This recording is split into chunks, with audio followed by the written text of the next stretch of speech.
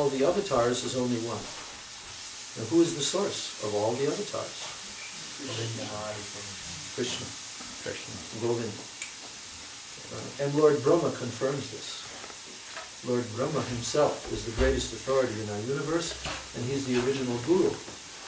So he confirms this fact, that all of them have come from Krishna. We have his direct words, Lord Brahma. Yeah. So, in that way, Krishna only comes in the day of Brahma in a kalpa, only one time. He does not manifest more than once in this universe, in the day of Brahma. How many times does Ram come? I can't say. I think it's in the Lagu Bhagavatamrita of Rupa Goswami.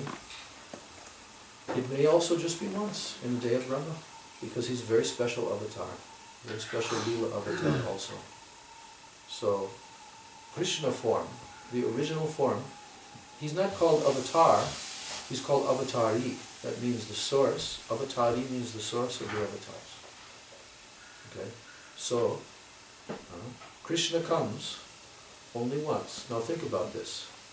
8,640,000,000 years. Krishna only appears once. And he happened to have appeared here, on this planet, 5,000 years ago. Which 5,000 years is like that, isn't it? In relation to Brahma's day. Okay?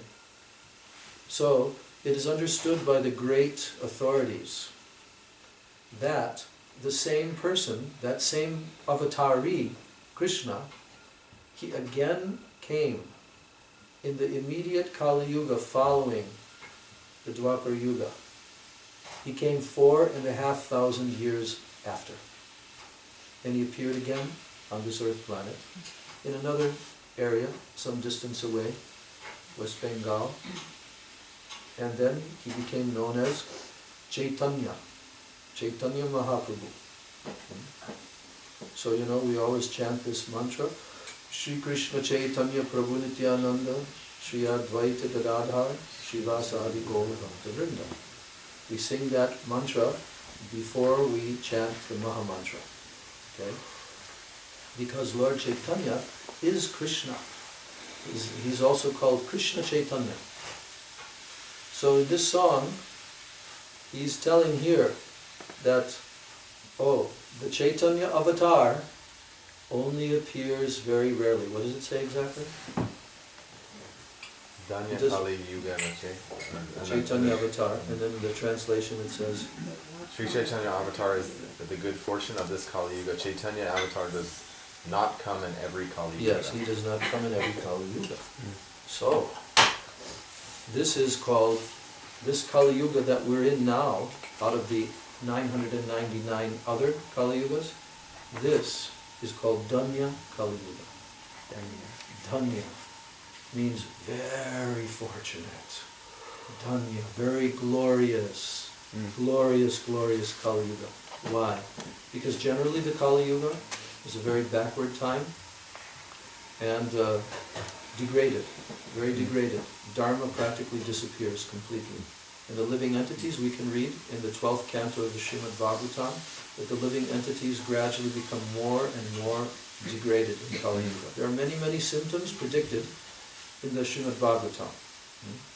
So, therefore, this appearance in this Kali Yuga is the most fortunate time. And on the higher planets of our universe, those higher living beings, the demigods and so forth, they know this fact. They know that on this planet, in this universe, that personality appeared 500 years ago only to distribute what has never been given before. But this is something that each and every one of us has to realize in our bhajan. We have to realize this. We have to deeply understand the truth of this fact. Because if we do, it will revolutionize our spiritual practices. Because then we'll understand I cannot waste time. This is a very, very golden opportunity. Golden amongst all golden. This is the one chance. Now I have human form of life. Now I have connection with Sri Guru, with the Vedas, with all this knowledge, and with Chaitanya Mahaprabhu's teachings directly. Now what to do? Okay, now I have to become a beggar. A sincere beggar. Because we cannot say we're qualified. We're born in the fallen Kali Yuga. But Chaitanya Mahaprabhu is called Patita Pavana. Patita Pavana Gaura Hari. The Golden Lord who delivers the fallen souls. That's his nature. He's come to save the most fallen. Patita Pavana. Patita means fallen. So he is that personality who will save every living being who takes shelter of his lotus feet and completely purify them. That's why he inaugurated and he introduced this process of chanting the Hare Krishna Mahamantra, chanting the holy names of the Lord in mass congregation. Thousands of people. He himself was doing. We have so many pictures and paintings. He was dancing in some kirtan with thousands and thousands of devotees, and they're all completely, rolling on the ground in ecstasy. All symptoms of ecstasy are coming in them. And Mahaprabhu himself, he is chanting Krishna's names and tasting and experiencing this highest prema that Srimati Radharani tastes for Krishna. So there are many, many different topics to discuss about Lord Chaitanya in his biography. Sri Chaitanya Charitamrita, this is all opened up wide. Anyone can look there and try to understand who is this personality. Sri Krishna Chaitanya Mahaprabhu, who is he? What did he come to give? What were his pastimes? What were his teachings? And once somebody understands this and has firm faith, they will never leave this path. Otherwise it would be like a poor man obtaining gold, right? So now he becomes a billionaire. He's got all this gold. And he was a poor man a moment before. And then he loses it. That's what it would be like. For someone to come to this pathway and to neglect. So, still, anyone that comes to this pathway is very, very fortunate. They're not ordinary souls. That's why we greet everyone who comes with a very special mood of sincere friendship. Because we're greeting our people. Our own people. Because the people who come to this path, doesn't matter what country, what race, what religion, whatever. The people who come to this path, they're not ordinary souls. They're very, very blessed and very fortunate souls who've traversed some pathways in previous lives to get here. And now they're attaining the greatest good fortune that can be attained. So this song that we're about to sing, wow, it's like one of the great devotees of Lord Chaitanya wrote this song, and he experienced those kirtans of Lord Chaitanya and the ecstatic prema being given to everyone. He experienced that. So now he's writing this poetical song and he's calling out to everyone, who will come? Who will come? Ke jabe, who will go? Jabe means to go. And then, ke jabe by Bhavasindhu Par. Who will go across this great vast ocean of material existence called Bhavasindhu? This ocean of material existence, like an ocean. To cross an ocean, you need a very good ship, don't you? And you also need a captain for that ship. So he's giving a beautiful example in this song that my Gauranga is Lord Chaitanya. He is that ghat or boat. Amar Gauranga Gate. Yes. Ghat means the place where the boat is in the harbor. Okay? The boat is sitting in the harbor. So that boat sitting in the harbor is Lord Chaitanya. This is the boat that's going to go across. So just like in India they have boatmen. In the old days, the boat or rower, he's going to bring you across this river. So he calls out to everybody, okay, who will go? Who will go? So in the same way, Lord Chaitanya Mahaprabhu is calling, and his devotees, they're also calling to all the fallen souls in this world. Who will go? Who will go? Who will come across? Chaitanya Avatar, he has appeared now in Kali Yuga. Now you can go across. So then what does it say? The Harinamera Nakayani. Nokakani. Yeah. Nokakani. Shri Guru Kandari. Shri Guru Kandari. So what does it mean? Harinam is the boat, Shri Guru is the helmsman. The Sankirtan party moving with upraised arms are the oars. So, what is the boat? You have to have a boat. So what is that boat? Harinam. This chanting of Hare Krishna mantra, this is the boat. So if you want to go across, you have to keep chanting. Right? If you stop chanting, you can't go across because you have to be in the boat. So the boat is there, you have to stay in the boat. Harinama, Nokakani, and then Shri Guru Kandari.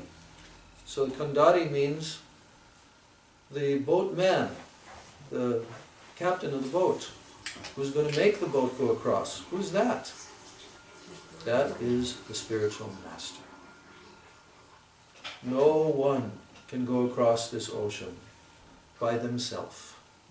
They have to have a captain.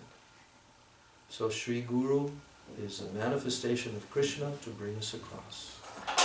Shri Guru Kandari. And then what else? Samba Jiva Hoilo Para Premera Vatase. Yes. So all the jivas, means all the living entities, they are going across because there is very favorable wind. Because this is a sailboat. They didn't have the motorboats at that time. So the sailboats could go all the way across the oceans. So, but in order for the boat to go, you have to have favorable winds. So he says, Premera Vatase. You want to go all the way across? You will have to have the winds of praying. That will have to come in your heart. And then it will push your boat all the way to Goloka Vrindavan. Praying. And then? No, there's one about this raised arms. Sankirtana Keroi Yala.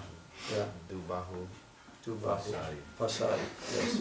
So, and on a boat there are also oars. We've seen it in the movies, the way the Vikings used to have their boats. They're down below and there's like 100 men rowing, right? So here he's saying that, what are the oars? Oh, the oars are these things.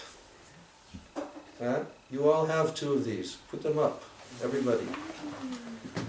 Okay? When all the devotees are dancing in Sankirtan, their arms are going like this. He's saying these are the oars of that boat.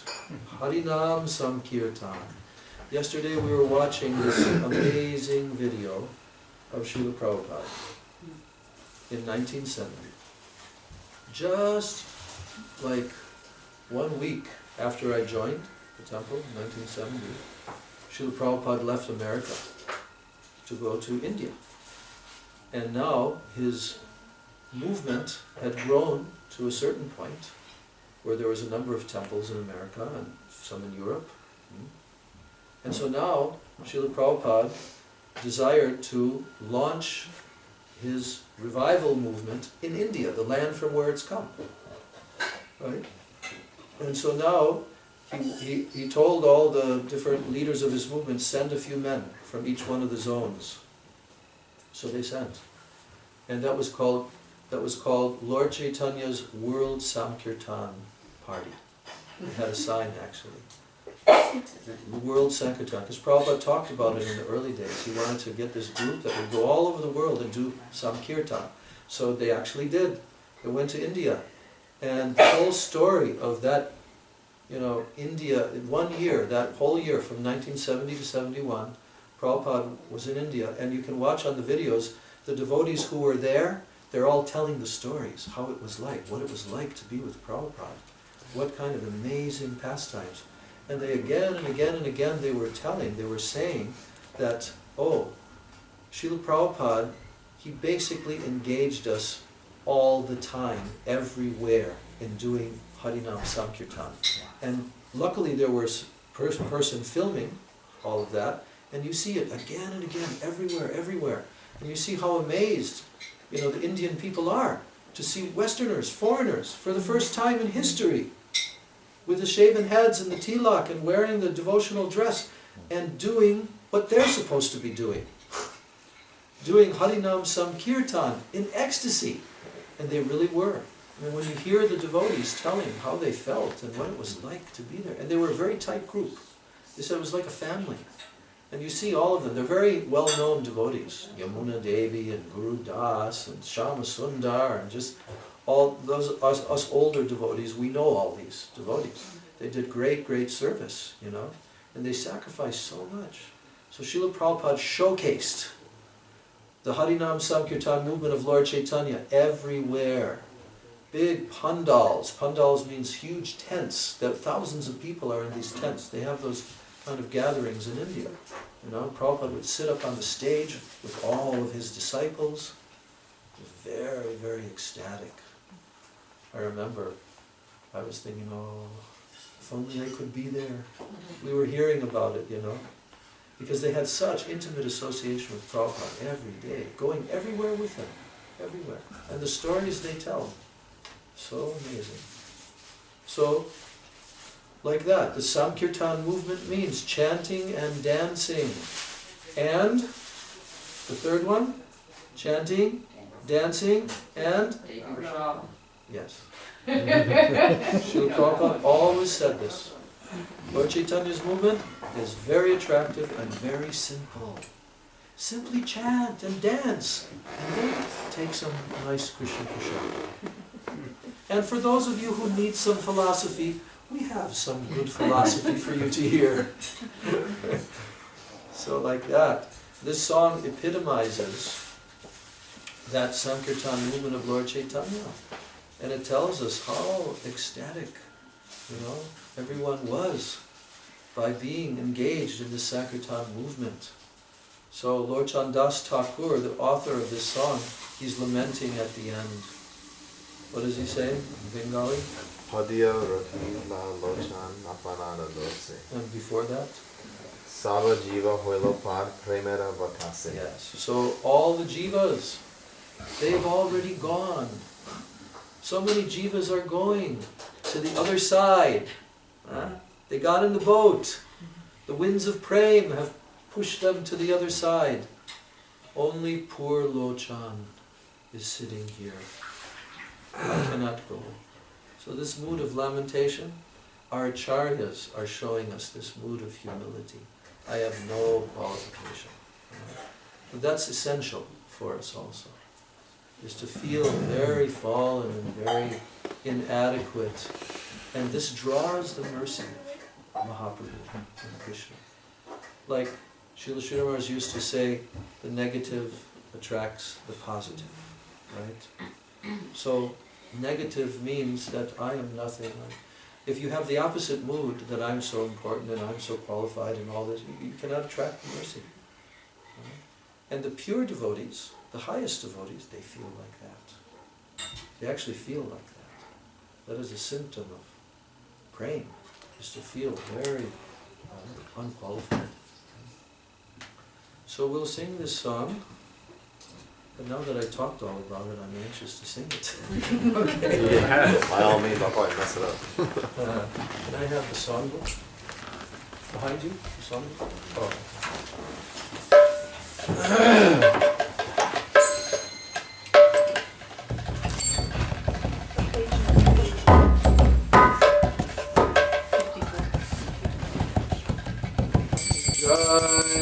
Sachinandana Gaura Hari Ki Jai.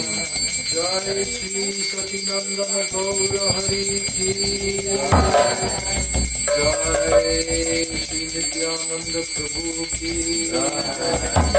Jai. Shri Panchatattva Ki Jai. Harinam Sankirtana Ki Hare Krishna Maha Mantra Ki Samaveda Bhakta Vrinda Ki Samadat Gaur Bhakta Vrinda Ki Jai. Jai Gaur Premanande Hari Hari Bol everyone. Jai Gaur Premanande Hari Hari Bol. Jai Gaur Premanande Hari Bol.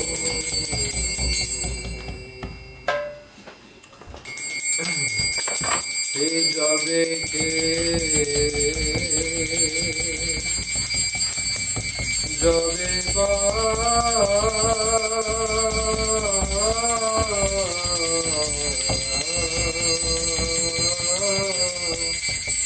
bhava sindhu pa ke jabe jabe ba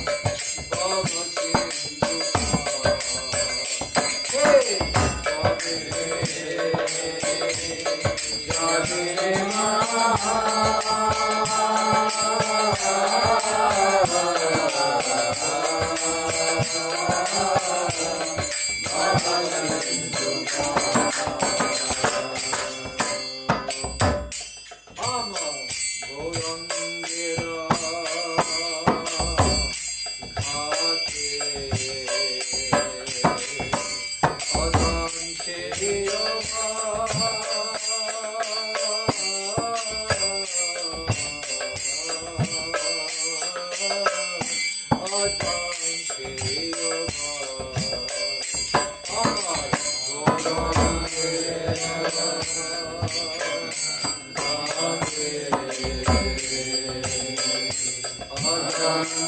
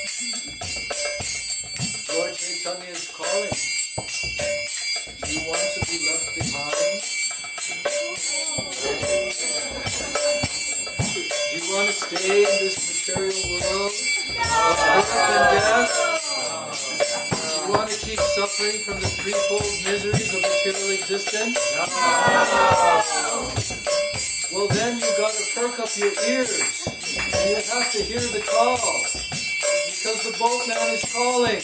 Who will go? I will go. Is there anyone who wants to go? Yes. Where do you want to go?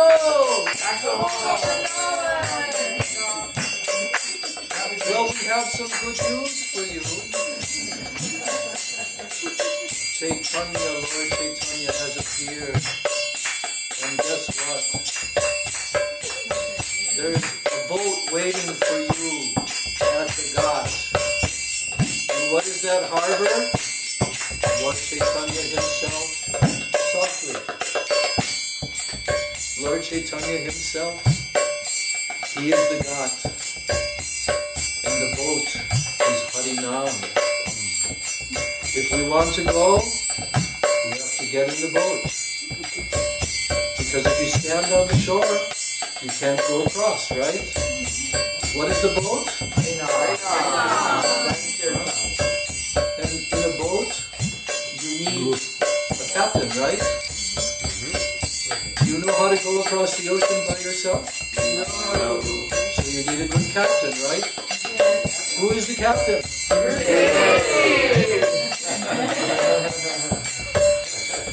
Okay. And also, you need some good propulsion units to keep the boat going. You need some good oarsmen. Who are the oarsmen? What are the oars? You have two things. You have two things attached to your upper part of your body. What are they called? Arms. And when you chant and dance in ecstasy in Lord Chaitanya's movement, what do you do with your arms? Wave your arms. So, who's going across this ocean? Is there anyone restricted? No. Is there anyone denied? No. Can the blind go? Yes. Can the lame go? Yes. Can the very unfortunate go? Yes. Can anyone suffering go? Yes. They've already gone across, many of them. Now the boat is waiting for you. Harinamera Lokani Shri Guru Kandare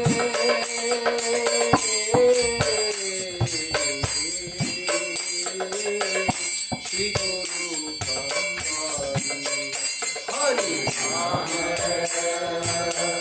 Lokani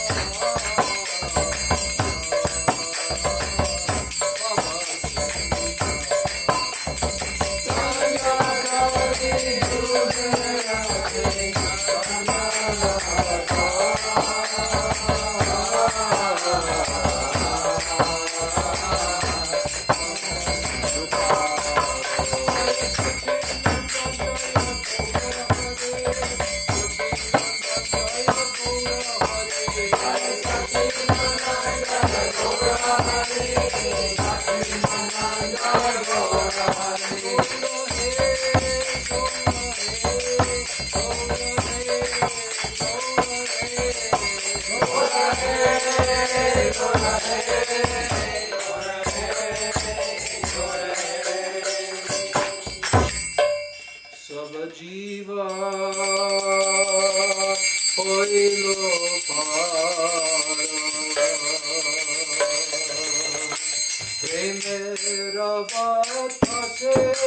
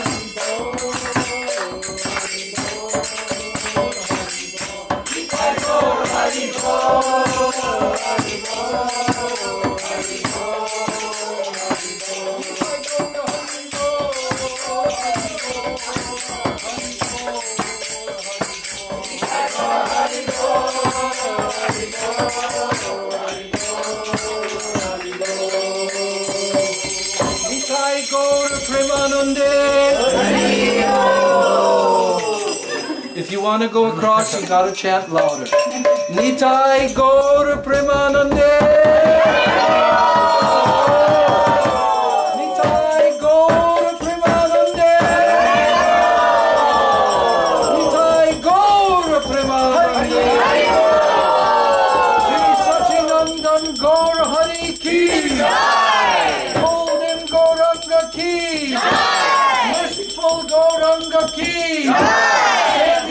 Fallen Gauranga Ki, Sarveda Bhakta Vrinda Ki, Nitai Gaur Premanande.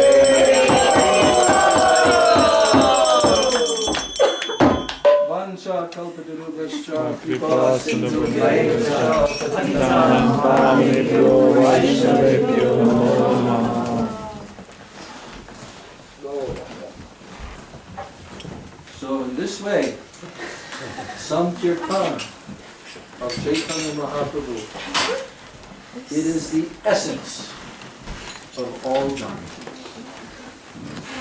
Everything is contained in this chanting. The holy names of Krishna, they are not ordinary sound vibrations.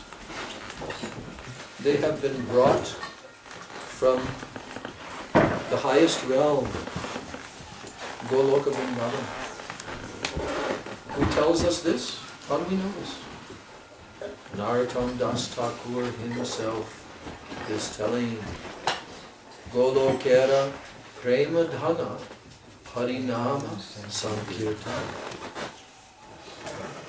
The great wealth of praying that is there in Goloka Vrindavan. We've been hearing about that for so many days. That great wealth.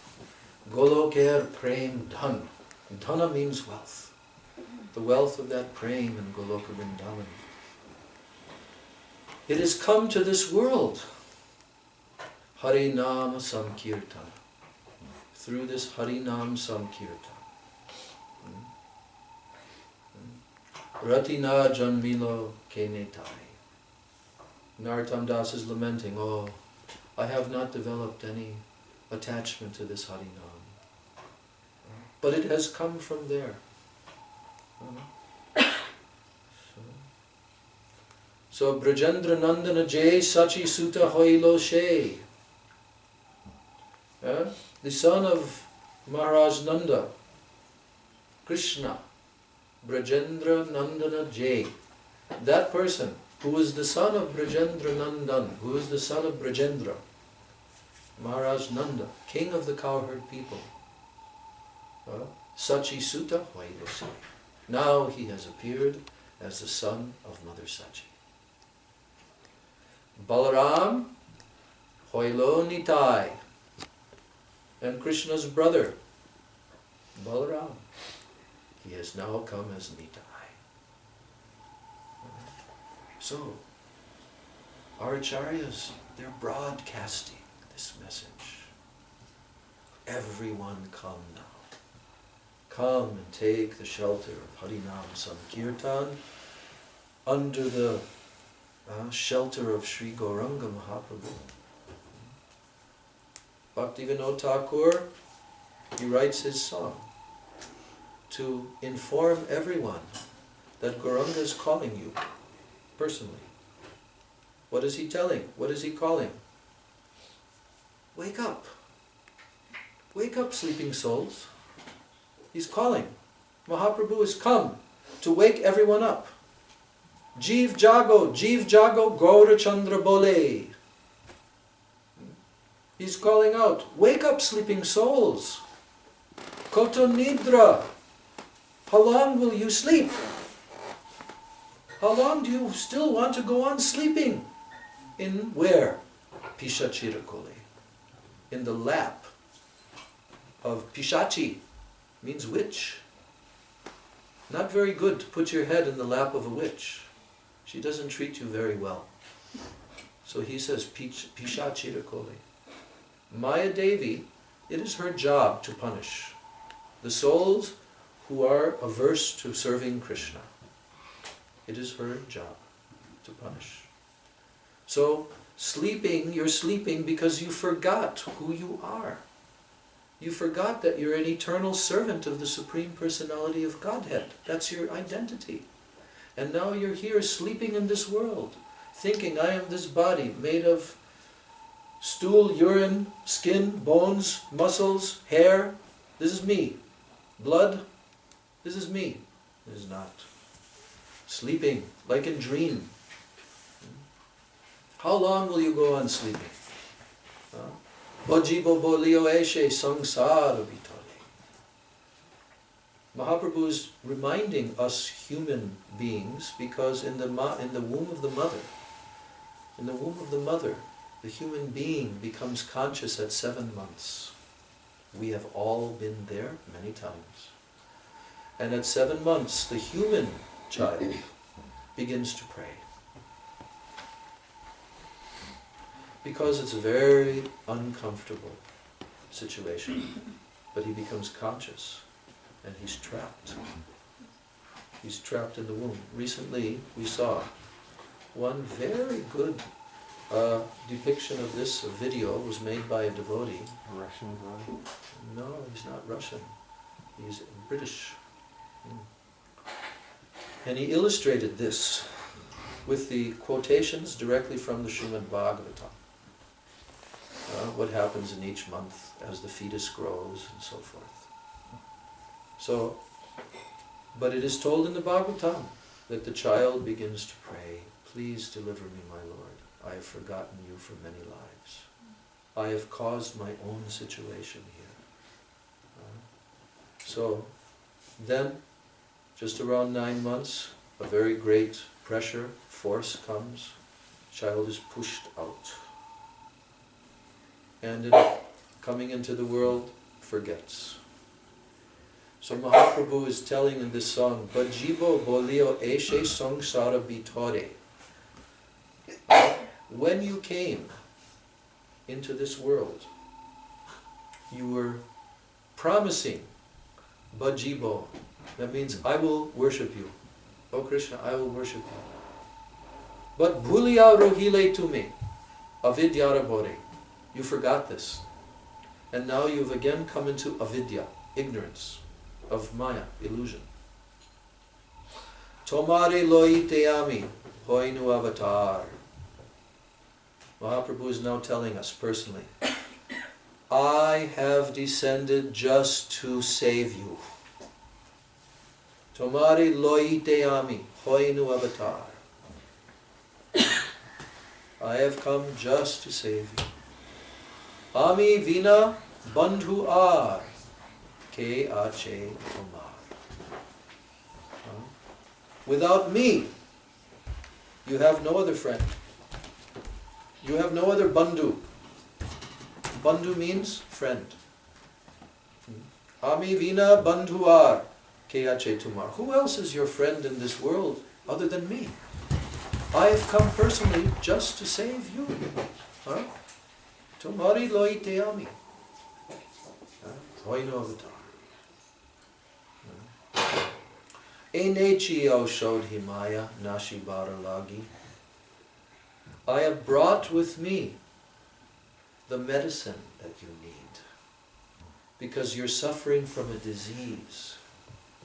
And you need medicine. So I've brought that medicine for you, Mahaprabhu is telling. Enechi aushad himaya nashi baralagi. Your disease is called Maya. What is Maya? Ma-ya. Ma means not and ya means this. Not this. Means what you think this is, it is not. Who you think is your mother, your father, your friends, your family, everyone, it is not. Why? Because you're not this body, and neither are they this body. Right? They are the eternal soul inside of the body.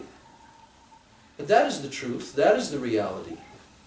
When this body is gone, then what? Will you still have attachment to those people? You will not even know about them because you'll be in your next body. So, that's why Mahaprabhu is saying, I am your real friend. Now take shelter of me. I've come to give you this medicine. Enechi aushodhimaya nashi baralage. By this medicine, your disease of Maya, it will be destroyed. Maya nashi baralage. It will be destroyed. So what is the medicine? Harinam, Maha Mantra, Lao Tumi Mage. Now, I am requesting you, please come and accept. Mahaprabhu is requesting us. Come now and take this Harinam Mahamantra. So Bhakti Vinod Thakur, he's informing us, Bhakti Vinod Prabhu Charane Pariya, say Harinam Mantra Loi Lo Magiya. This Bhakti Vinod, he has gone to the lotus feet of Mahaprabhu. Bhakti Vinod Prabhu Charane Pariya. He has fallen at the feet of this Mahaprabhu, this great master, Sri Chaitanya Mahaprabhu. Say Harinam Mantra Loi Lo Magiya. And I have begged him for that Mahamantra. So this Mahamantra, it is coming from Gaur Hari Sachinandan himself. It is the medicine. Those who have faith, those who have clear intelligence, they will take up this chanting process. How do we know that? Because Srimad Bhagavatam directly says in the 11th canto that the most intelligent people in this Kali Yuga, they will perform some kirtan, yajna. Huh? We are not making this up. This is from the 5,000-year-old scripture, Srimad Bhagavatam, which is the final teachings of all the Vedic knowledge. And there it is predicting about the appearance of the golden avatar, our golden Gauranga.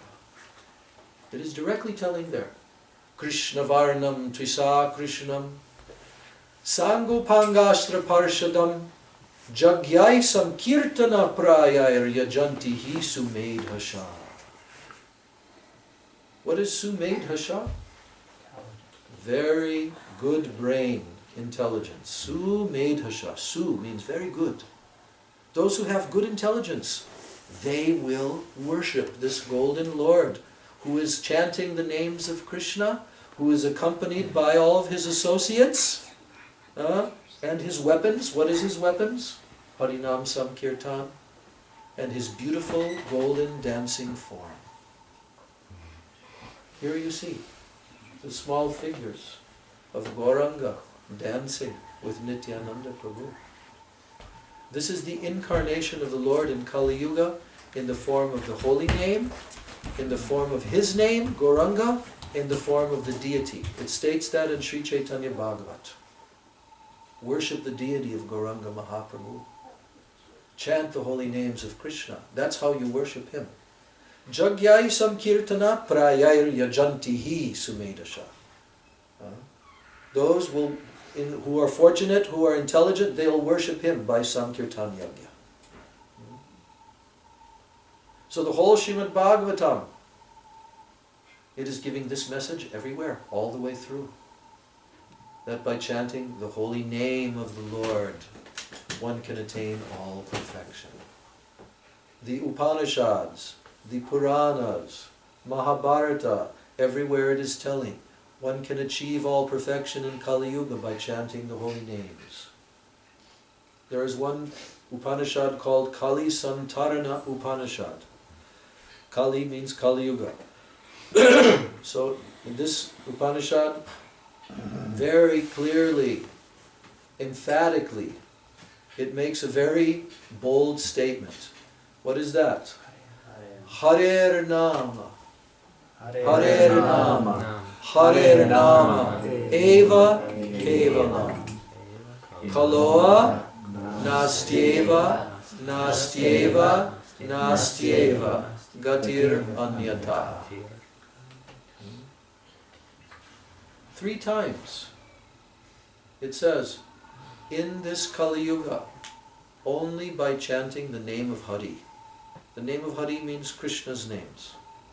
Mahamantra. Harer Nama, Harer Nama, Harer Nama. Eva Kevalam means only.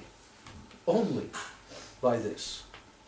Kaloa in Kali Yuga. Nastyeva, Nastyeva, Nastyeva 3 times. That means there is no other way. There is no other way. There is no other way. Gatir Anyata. Gatir means to attain the ultimate goal of life. So this is not speculation. This is not a concocted method. This is the topmost authorized method in the whole universe. And therefore on the higher planets, Brahma, Lord Shiva, Narada Muni, all the great sages, all the demigods, they want to engage in Harinam Samkirtan at this time, because this is the time of Chaitanya Mahaprabhu. We have taken birth on this planet very close, as I told before, very near to the birth of Lord Chaitanya, only 500 years ago, 530 years now. And that Dhamma, where he appeared, it is there. You can go. And on his appearance day, annually, every year, Gaur Purnima, on the full moon day, when he appeared, you can see hundreds of thousands of people chanting the holy names of Krishna, with all their arms upraised, just like in this song. A whole ocean of arms, very joyfully, rejoicing that our golden Lord has appeared. So he is the ultimate person. The ultimate person. I repeat again, the ultimate person. There is no one to compare with Gauranga. Huh? We have songs in our songbook directly saying that. Huh? That there is no one like Gauranga. Gauranga vina nahi ar. Gauranga vina nahi ar. There's no one like Gauranga. Because Gauranga is Krishna himself, coming in the most merciful form, golden. Why? Because of Srimati Radharani. The golden color of her prema. He's imbued with that. And now he's distributing it freely. To who? The blind, the lame, the unfortunate, the distressed, anyone. All you have to do is what? What do you have to do? Chant what? That's all you have to do. Chant the holy names and follow the principles of spiritual life. Very easy thing to do, actually. Not difficult. Child can also do it. Srila Prabhupada, in his introductory lecture in America about chanting the Hare Krishna mantra, he says, even a dog can take part in this chanting. A child, a dog. Yeah. Because it's for all living beings. That sound vibration can be heard by all living beings. And they get deliverance also. They get elevated also. Yes? So, we should try to enter into what Chaitanya Mahaprabhu came to give. What he brought for all the suffering souls in this Kali Yuga. And the more that we appreciate this, the more wonderful our lives will become. Because the material world is full of problems. Full of problems. And our life is very short. It will not remain very long. So, as long as we are here, take advantage of this chanting of the holy names of Krishna. Hare Krishna, Hare Krishna, Krishna Krishna, Hare Hare, Hare Rama, Hare Rama, Rama Rama, Hare Hare. When our Gurudev, Srila Bhaktivedanta Narayan Goswami Maharaj, would give initiation, Harinam, initiation to newer devotees, he would tell them that Krishna, he is the Supreme Personality of Godhead. And this was his explanation. He is all-powerful. He has all Shakti, all potency. He is so powerful that he can create millions of universes in a single moment. And the next moment, he can destroy all of them. And the next moment, he can create them. See, he is so powerful.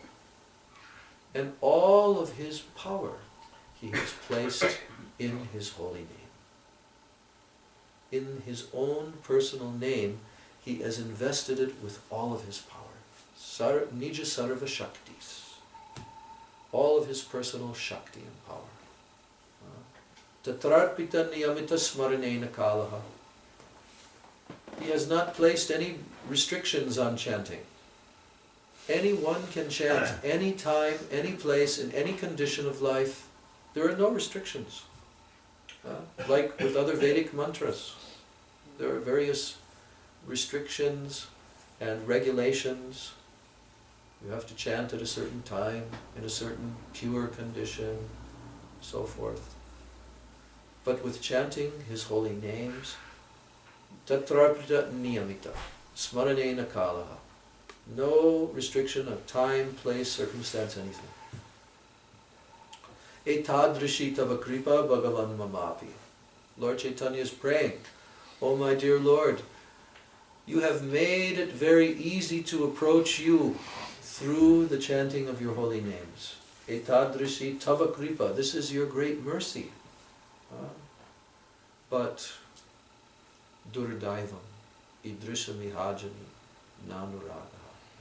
I'm very unfortunate because I don't have anurag. I don't have attachment for your holy names. Nanuraga.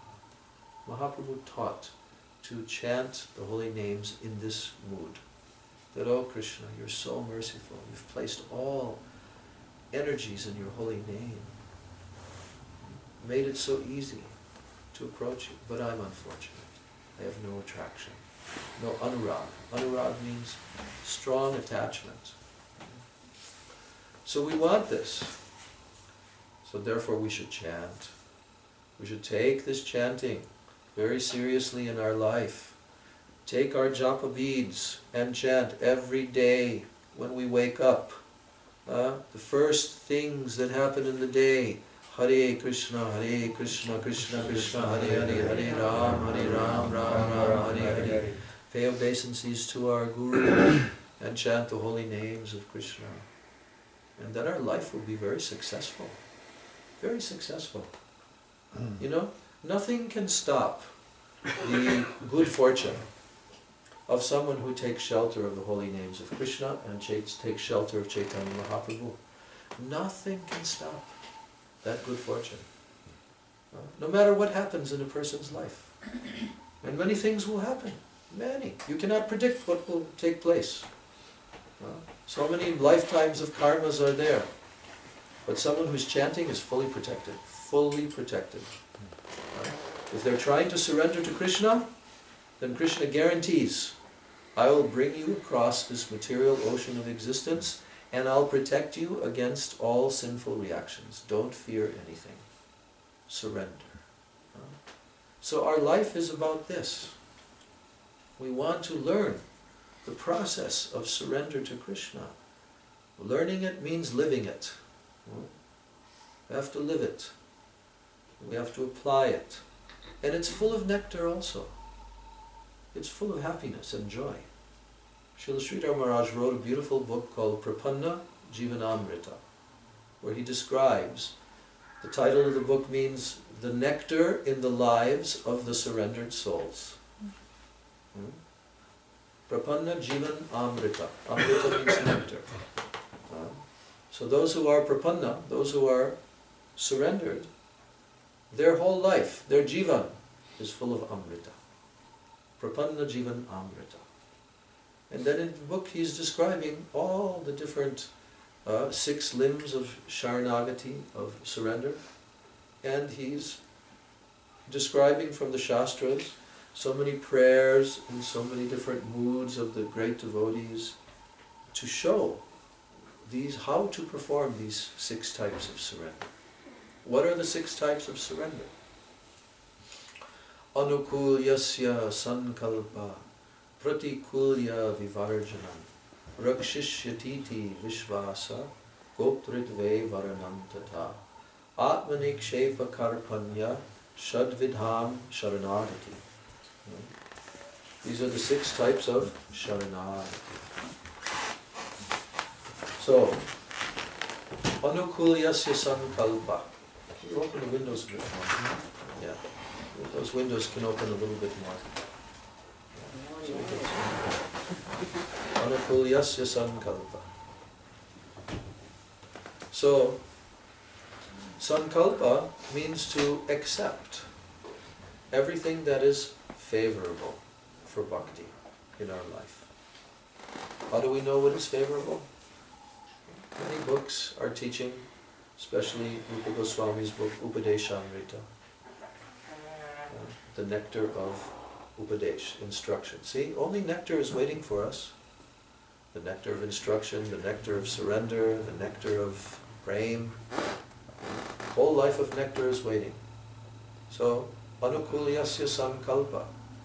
We have to accept everything that is described to us as being favorable for bhakti, and the second limb, pratikulya vivarjanam. We should avoid, we should give up anything that is unfavorable, pratikul. Rakshishyatiti vishvasa. The third limb, that I should have very strong belief that Krishna is my Raksha. What does Raksha mean? Protector. Protector. Very strong belief. Krishna is my protector. Can anyone else protect us in this world? Actually? Can anyone else in this world protect us? Can the police protect us? Can our husband protect us? Our wife? Can the government protect us? How are they going to protect you against death? Only Sri Guru can protect you, because he's the representative of Krishna. And Krishna is everywhere at all times. We learned this from the story of Prahlad Maharaj. Krishna was always there, protecting him. Krishna is everywhere, in every atom. Krishna is in everyone's heart. So only Krishna can actually protect us. No one else can do.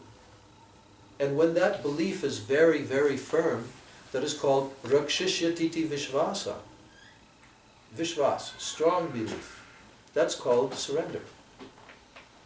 And if we don't believe that, and we doubt that, then that means we're not surrendering to Krishna.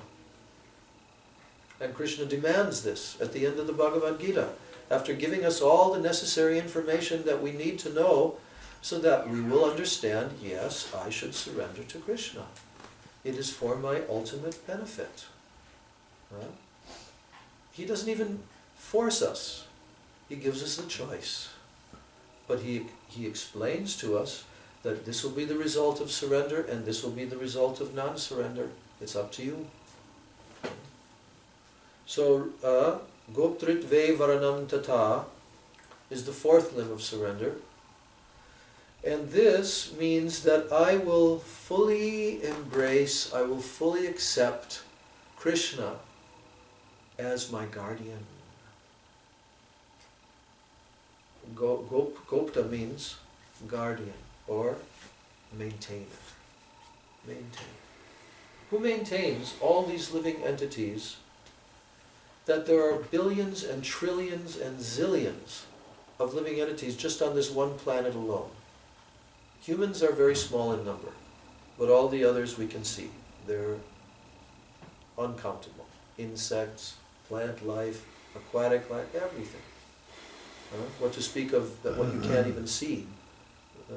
The microbial, microscopic size. They're also jivas in that tiny little body.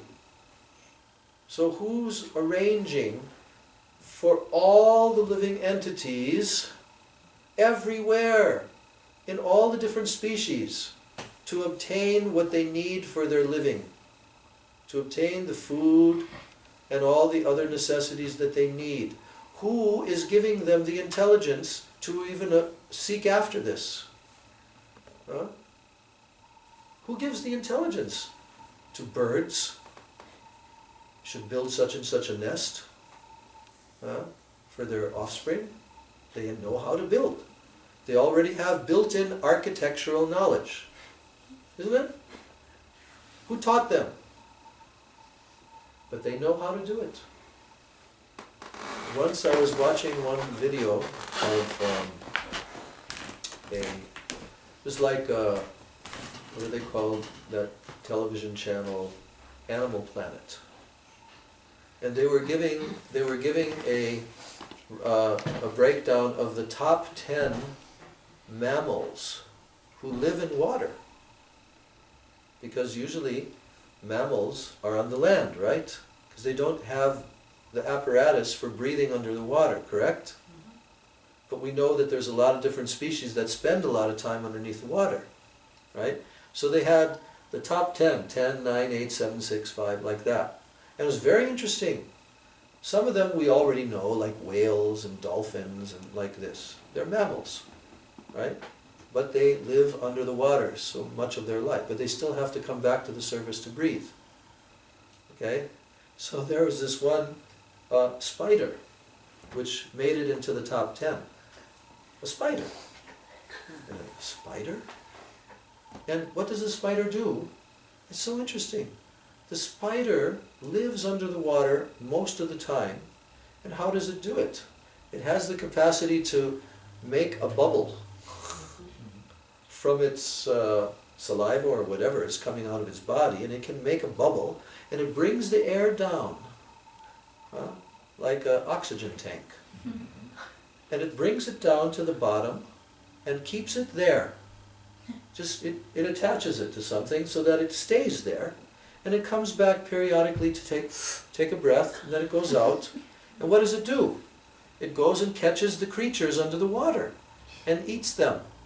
And so then when he's done, and he understands that he needs more air, then he goes back up to the surface and makes another bubble and brings it down. Who gave this creature that intelligence to do that? Did Darwin give it to him? No. So, Krishna is actually called the Gopta, the maintainer of every living being. Every living being. So, when we actually embrace Krishna's guardianship fully, I am not my protector, I am not my own maintainer. Krishna is. And it's true. This is actually true. Who gave you the intelligence that you have now in your human body to be able to go to school, to be able to learn different subject matters, to learn a profession, this or that? Who gave you that intelligence? Who gave you the physical body that you're able to perform these different functions, to maintain your life? You're not maintaining yourself. Krishna is. Every single step in life, Krishna is the maintainer. And when a devotee fully embraces this, it's called Goptritve Varanam. Varanam means to embrace, to accept, fully accept. That is the central limb of the 6 limbs of Sharanagati, is this one. Once you have that, clearly, that faith, strong faith, that Krishna is my maintainer. Gurudev used to always preach about this to everybody, didn't he? Did you ever hear Gurudev preaching about this? Yes. Gurudev always used to preach about this. Sometimes even a little bit chastising. Oh, you think that by your money, that you are maintaining yourself? No. Krishna is maintaining. If someone has full faith in Krishna, like the very exalted Mahabhagavat Vaishnavas, they never have any worry or concern, how will I be maintained? No, nothing. Because they know that Krishna is providing everything. And when Srila Prabhupada started our Krishna consciousness movement, there are many, many letters from Prabhupada to his young devotee disciples, some of them starting little temples in different cities, taking upon themselves such great responsibility, and there's just, only 1 year devotees. And again, Prabhupada's informing them, just depend on Krishna. Just always depend on Krishna. Krishna will supply you the intelligence. Don't worry. Depend on Krishna. But this is the life of a devotee. Sharanagati, surrender. So then the last 2 limbs are Atma-nikshepa and Karpanya. So Atma-nikshepa means that I am fully surrendering, or I'm fully giving my very self to Krishna. Atma means myself. And what is the Atma? In the material world, that word Atma, self, is connected with our present physical condition. Atma, Atma-nikshepa. So that means that our body, our senses that we now have, our mind, thinking processes, and our emotions, and our words, and all of our possessions, whatever we have, Atma-nikshepa. Fully giving that to Krishna. Having no sense of ownership, mastership. That no, I'm only a custodian. Krishna has given this to me temporarily to use in his service. I am not the enjoyer. Krishna is the enjoyer. I'm his servant. Let me use everything to serve Krishna. It's called Atmanikshepa. And the sixth limb is called Karpanya. Karpanya, it also has a connection with the word kripa. Karpanya, kripa. Some similar root, which means compassion, mercy. So Karpanya means to be very humble, humility. Karpanya. No one can surrender to Krishna unless they have humility. The opposite mood of pride is the worst disqualification for surrendering to Krishna, because pride arises from the false ego. And when the false ego becomes prominent, then we turn away from Krishna, we forget Krishna. So therefore the surrendering process is required for us to actually worship Krishna. One has to enter into the mood of surrender, sharanagati. And this pleases Krishna because it's the beginning of our establishing a relationship with him through bhakti. Through bhakti. Bhakti is the only method for realizing Krishna, isn't it? Because Krishna assures this fact. In Bhagavad Gita, Bhagavatam, Krishna tells, Bhaktya mam abhijanati yavanyaschasmi tattvataha. Only by bhakti, pure devotion, can I be fully understood as I am, tattvata, in truth. Tatumam tattvato gyatva vishate tad anantaram. And then, when someone understands me in truth, then they can go and enter into my unlimited spiritual world. Vishate tad anantaram. They can enter into the eternal spiritual world. Bhaktya mam abhijanati. Only by bhakti can I be fully understood. So we want to enter into the realm of bhakti, and the doorway, Gurudev always used to explain that the house of bhakti, like a house, so you have to go through the doorway, and the doorway to enter into that house of bhakti is this, sharanagati. So in our lives, we should try to embrace these 6 practices. We should, we should deliberate, am I properly following these 6 practices in my life? We'll always notice that there are many loopholes. Gurudev used to use the word loophole. Little loopholes. It is like hole in a pot. If you want to hold water in a pot, if you have holes in it, then it goes out. So you have to plug those loopholes. So that plugging process is to surrender to Sri Guru and to follow in our lives what Sri Guru is telling us to do. He's the captain of the boat.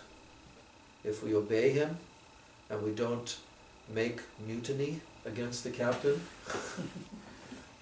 then we can very safely and very nicely go across. So many moods are there in these various songs by our acharyas. And when we sing these songs, then our heart becomes very immersed in nectar. So for just a few minutes, although our subject matter went in another direction, I'm going to read to you some very sweet nectar pertaining to the topic that we've been discussing from the Bhakti Rasamrita Sindhu Bindu. I won't go very long.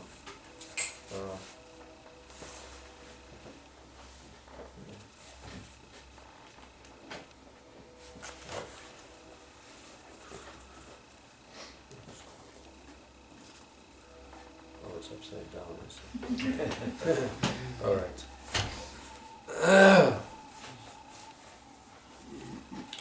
So we've been talking about the two different kinds of practice of bhakti. Two different types of sadhana bhakti. So what are they? Yes, Vaidhi Bhakti and Raganuga Bhakti. So, in the Chaitanya Charitamritam, Srila Krishnadas Kaviraj Goswami informs everyone in the amazing conversation between Lord Chaitanya and Ramananda Rai. He informs everyone that by Vaidhi Bhakti, no one can attain the intimate association of Brajendra Nandan Shri Krishna by Vaidhi Bhakti. Krishna in Braj cannot be attained by that. So, and that was the last thing that we read the other evening. Gurudev Vishwanath Chakravarti Thakur is saying there is one more point to be considered.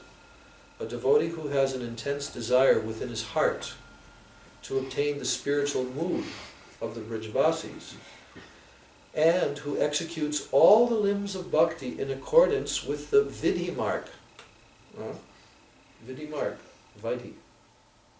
So he has in his heart the desire to obtain the spiritual mood of the Brajvasis, and he executes all the limbs of bhakti in accordance with the Vidhi mark.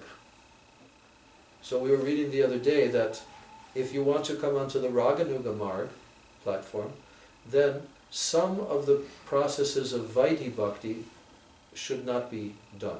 So, certain ones, okay? Not the main limbs, like hearing, chanting, etc.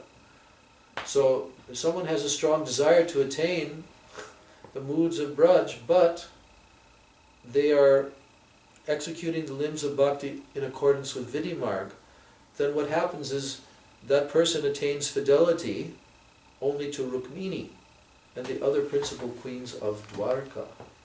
In other words, he attains the position of the queens of Dwarka. Why?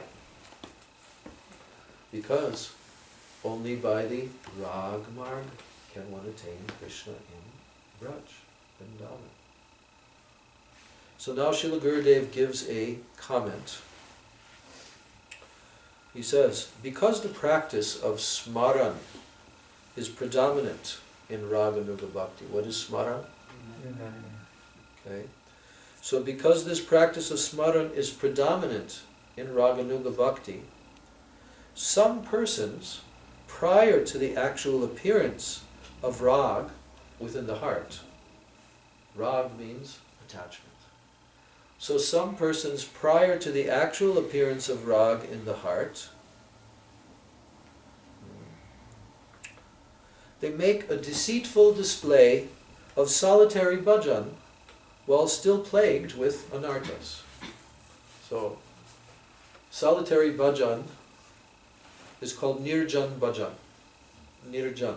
Nirjan means without other persons. You're on your own. That process is followed by the very great devotees. They, at some periods in their life, they go through this very intensive, solitary worship of Krishna. Okay? So, but if a person is still plagued with anarthas, what are anarthas? Yeah, there are many different types of anarthas. Unwanted things, anarthas, unnecessary. So those anarthas, if a person is plagued with them, and they make a display that I'm going to go do solitary bhajan. There are many persons that do like this, India and the Dham. Yes. So they consider themselves Raganuga Bhaktas. And thus they begin to practice the remembrance of Ashta Kaliya Lila. What is Ashta Kaliya Lila? Ashta means 8. And Kaliya means time periods, Kal. So, Krishna, in his eternal pastimes, his Nitya Lila, there's always like in this material world, we have night and day, and we have our 24 hours. So there, although there's no material time there, but there's also a eternal revolution of his pastimes, revolving on an 8-division cycle in a 24-hour period. So the very great Vaishnavas, they become deeply, deeply absorbed in all the details of Krishna's pastimes, and internally, with their Siddha Swarup, with their perfected spiritual body, they're always absorbed in serving Krishna internally.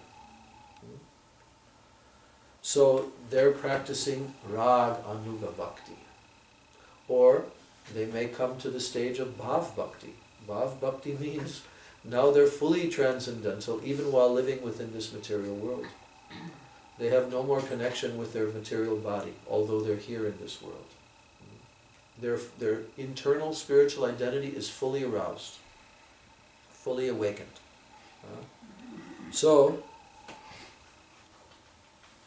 But the persons who are being spoken of here are those who are not qualified, but they make a show. They begin to practice this remembrance of the Ashtakali Leela of Krishna, Radha and Krishna.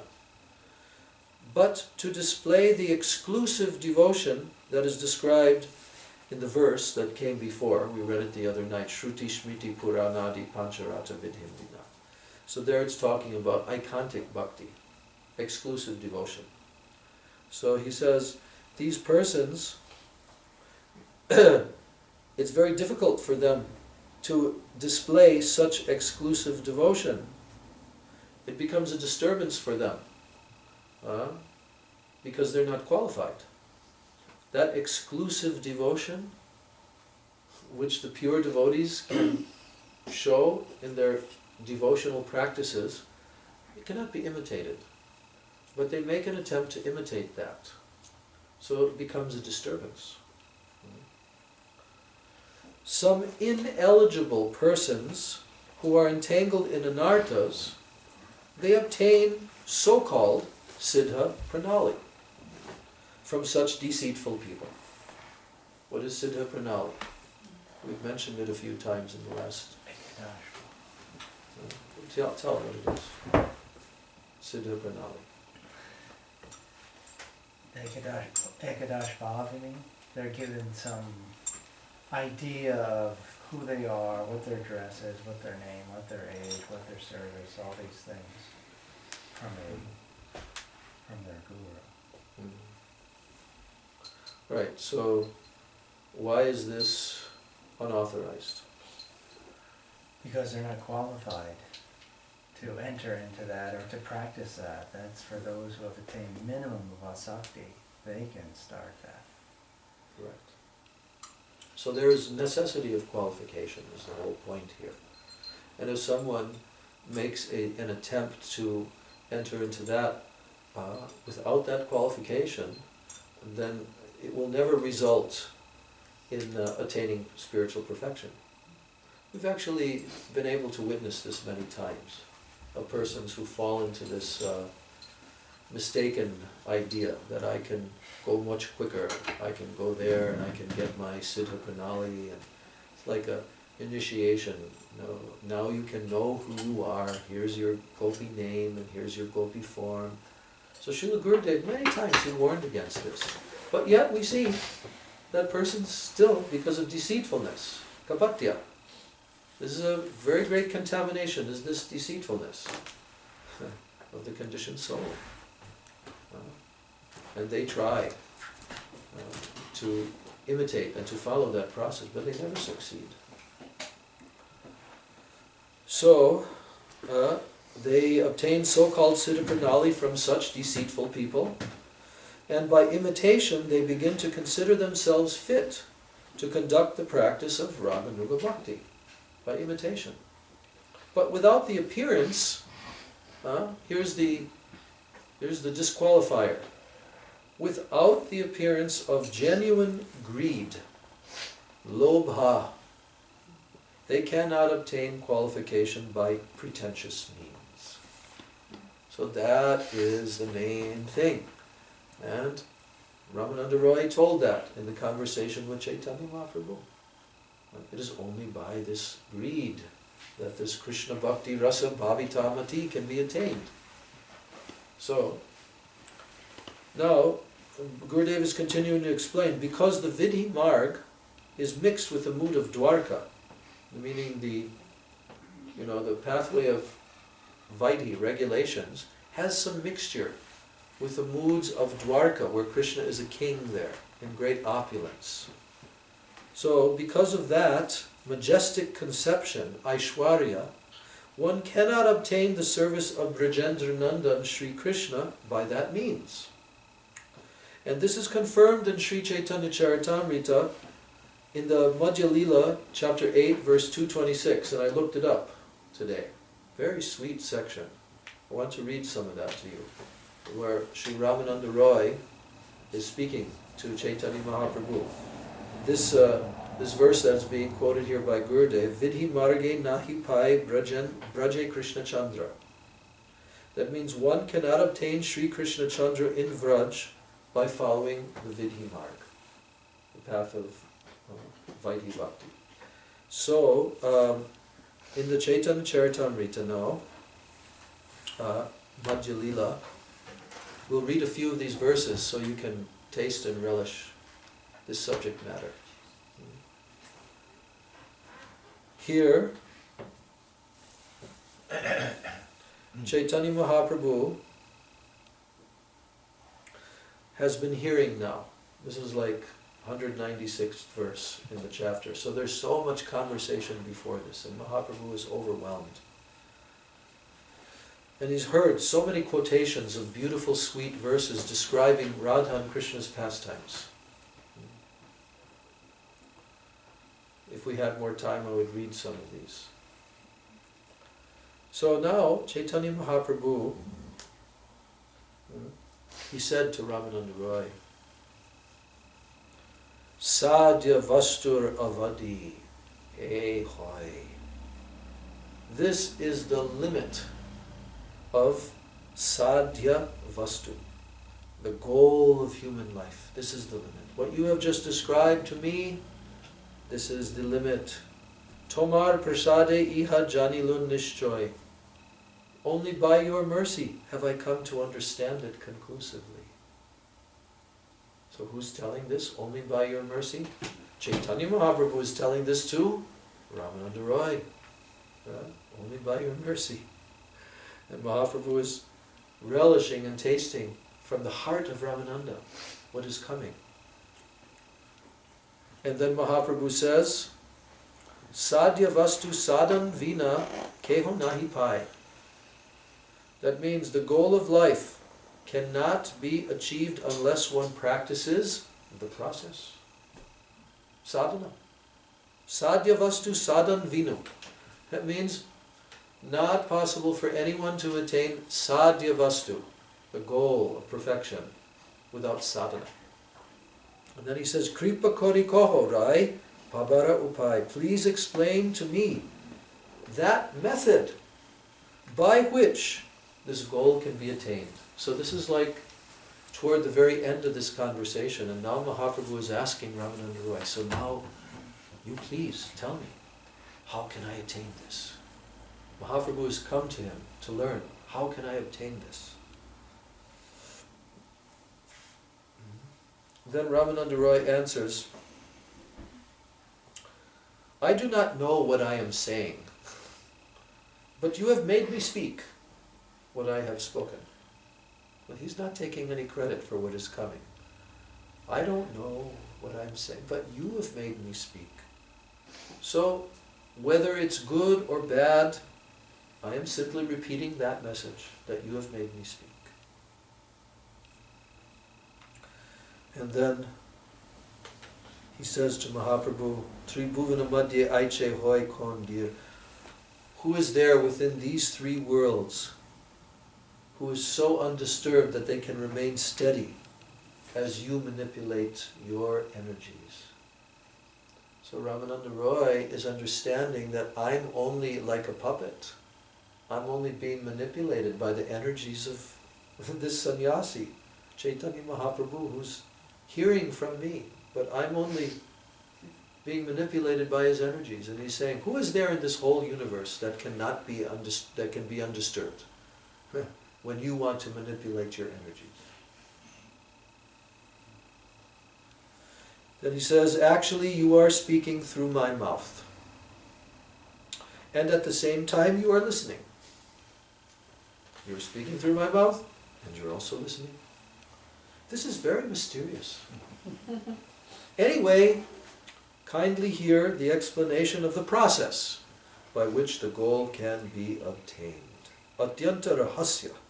He says this is very, very mysterious, very confidential. So now, please hear this, because Mahaprabhu has requested. So, he begins by saying, Radha Krishna Lila E Ati Gudhatara. The pastimes of Radha and Krishna are very confidential.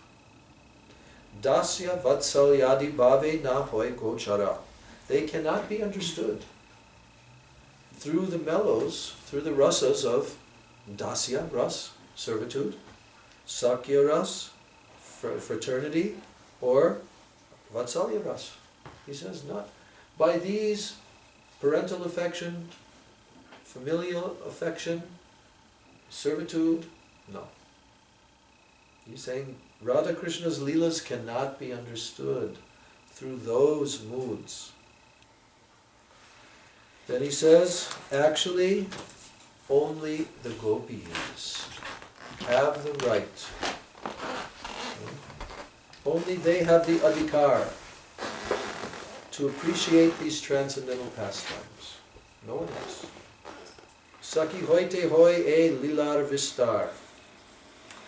It is only by the sakis that all of these leelas and pastimes become expanded. So he is glorifying the gopis now. And he's pointing out to Mahaprabhu, only by the gopis can this be attained.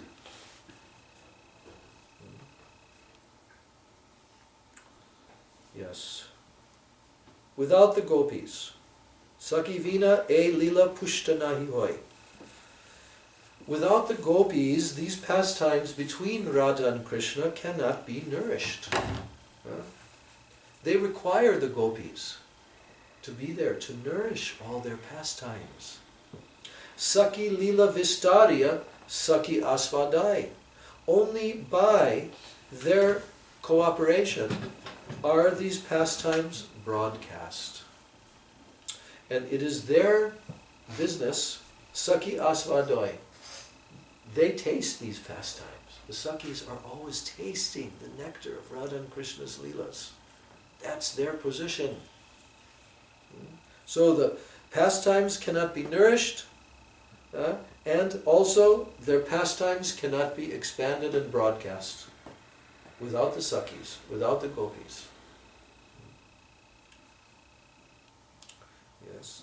Then he says, Saki vina e lilai anyar nahi gati. Saki bhave jay tare kare anugati. Without the help of the gopis, one cannot enter into these pastimes. Only one who worships the Lord in the ecstasy of the gopis, Saki Bhav, following in their footsteps, Anugatya, then they can engage Radha Krishna Kunja Seva Sadhya Sepai. They can engage in the service of Radha and Krishna in where? The Nikunja. The most confidential meeting place in the forest groves of Vrindavan. It's translated very simply here. They can engage in the service of Sri Radha Krishna in the bushes of Vrindavan. But those bushes are not like the bushes here. Se sadhya paite ar nahika upai. Then one can understand the conjugal love between Radha and Krishna. And there is no other procedure for this understanding. Well, So now Srila Prabhupada writes a very beautiful purport. Very beautiful. Yeah, this is Prabhupada. Oh, why you switched over to this? Yeah, I switched over to Chaitanya Charitamrita because Gurudev quoted, and then I went to those verses that he quoted. He says the means for returning home, for going back to Godhead, is devotional service. But everyone has a different taste in the Lord's service. One may be inclined to serve the Lord in servitude, in dasyaras, or in sakyaras, fraternity, or in parental love, vatsalya. So everyone has their own. But none of these can enable one to enter into the service of the Lord in conjugal love. To attain such service, one has to follow in the footsteps of the gopis in the ecstasy of Sakhi Bhav. That is the process. Then only can one understand the transcendental mellow of conjugal love, Madhurya Ras. So now he quotes Srila Rupa Goswami in his Ujjvala Nilamani. And actually Prabhupada is giving the purport of his Guru Maharaj, Bhaktisiddhanta Saraswati. Prem Lila Viharanam Samyag Vistarika Saki Vishramba Ratna Peticha. This means that one who expands the conjugal love of Krishna and his enjoyment among the gopis is called a Sakhi. So follow this.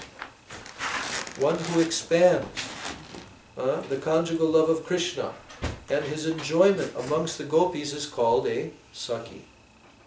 Such a person is a confidential gopi in the conjugal affairs. Such assistants are like jewels in the form of Krishna's confidants. The actual business of the Sakhis is described thus in Ujjvala Nilamani. Now it tells in a very nice way all the different functions that the gopis perform in enhancing Radha and Krishna's loving affairs. And it's very beautiful verses. Mita prema gunot kirtis tayor asakti karita, like that. So I'm reading. In the conjugal pastimes of Krishna, Krishna is the Nayak. I told the other day, Nayaka means hero. And Radhika is the heroine, Nayika. So now, there's a list of the different activities of the gopis. First business is to chant the glories of both the hero and the heroine. First duty, chant their glories. The second, gradually create a situation in which the hero may be attracted to the heroine, and vice versa. Oh, that's a big job. That's the Leelas of Radha and Krishna, and what arrangements are made by the gopis. Greatest dramas ever enacted anywhere. Okay, their third business is to induce both of them to approach each other. How sweet. To induce them. Because there's obstructions, all kinds of obstructions. And even coming from them themselves, even though they want to be together, but there's all kinds of obstructions, right? So the gopis are matchmakers. Yeah? They're always arranging for Radha and Krishna to become attracted, to come together, to approach each other. Fourth business is to surrender unto Krishna. Get that? You can't be a gopi unless you're fully surrendered to Krishna. Their fifth is to create a jovial atmosphere. Their sixth is to give them assurance to enjoy their pastime. Yeah, because it's very, very, internal moods and so many bhavs and ecstasies. So they become shy. So the gopis arrange everything and they try to engage them together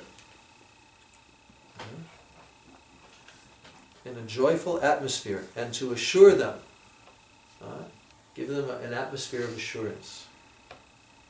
Because there's many other persons that may try to come And the gopis have to make sure that they don't come. Like who? Jatila, Kutila, and others. The seventh is to dress and decorate both hero and heroine.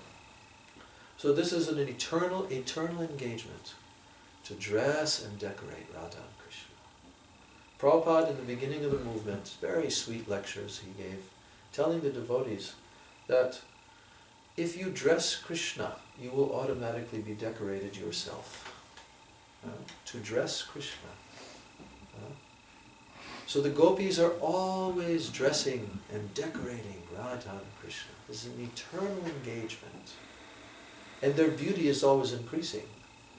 So we cannot imagine how much relishable this is. Because in the material world, you get tired of dressing and decorating, but not there. Not there.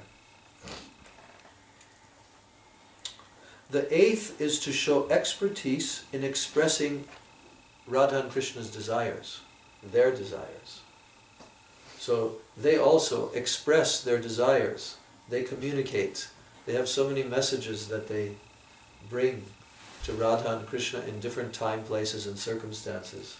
Oh Krishna, he's really, really lamenting for you in this other kunja. Please give up your man.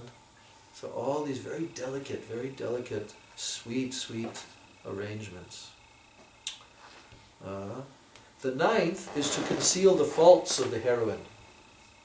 Who is the heroine? Radhika. Yes, Srimati Radhika.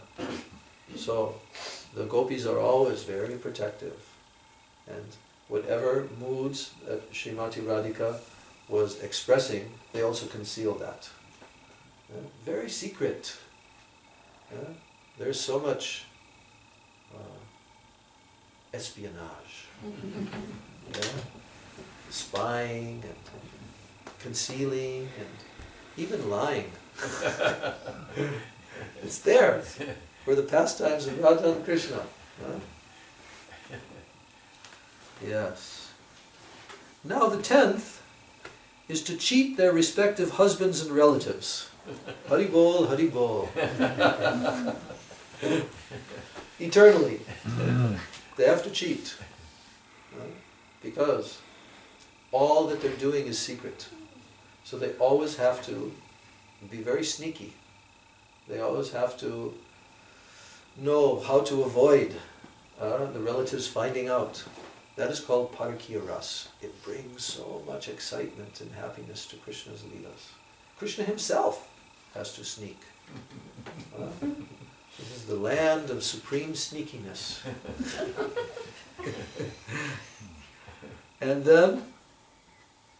that becomes very exciting, I don't know if you can remember when you were kids, sometimes in a playful mood you're sneaking and you're doing secret things so the parents won't understand, and it becomes very exciting.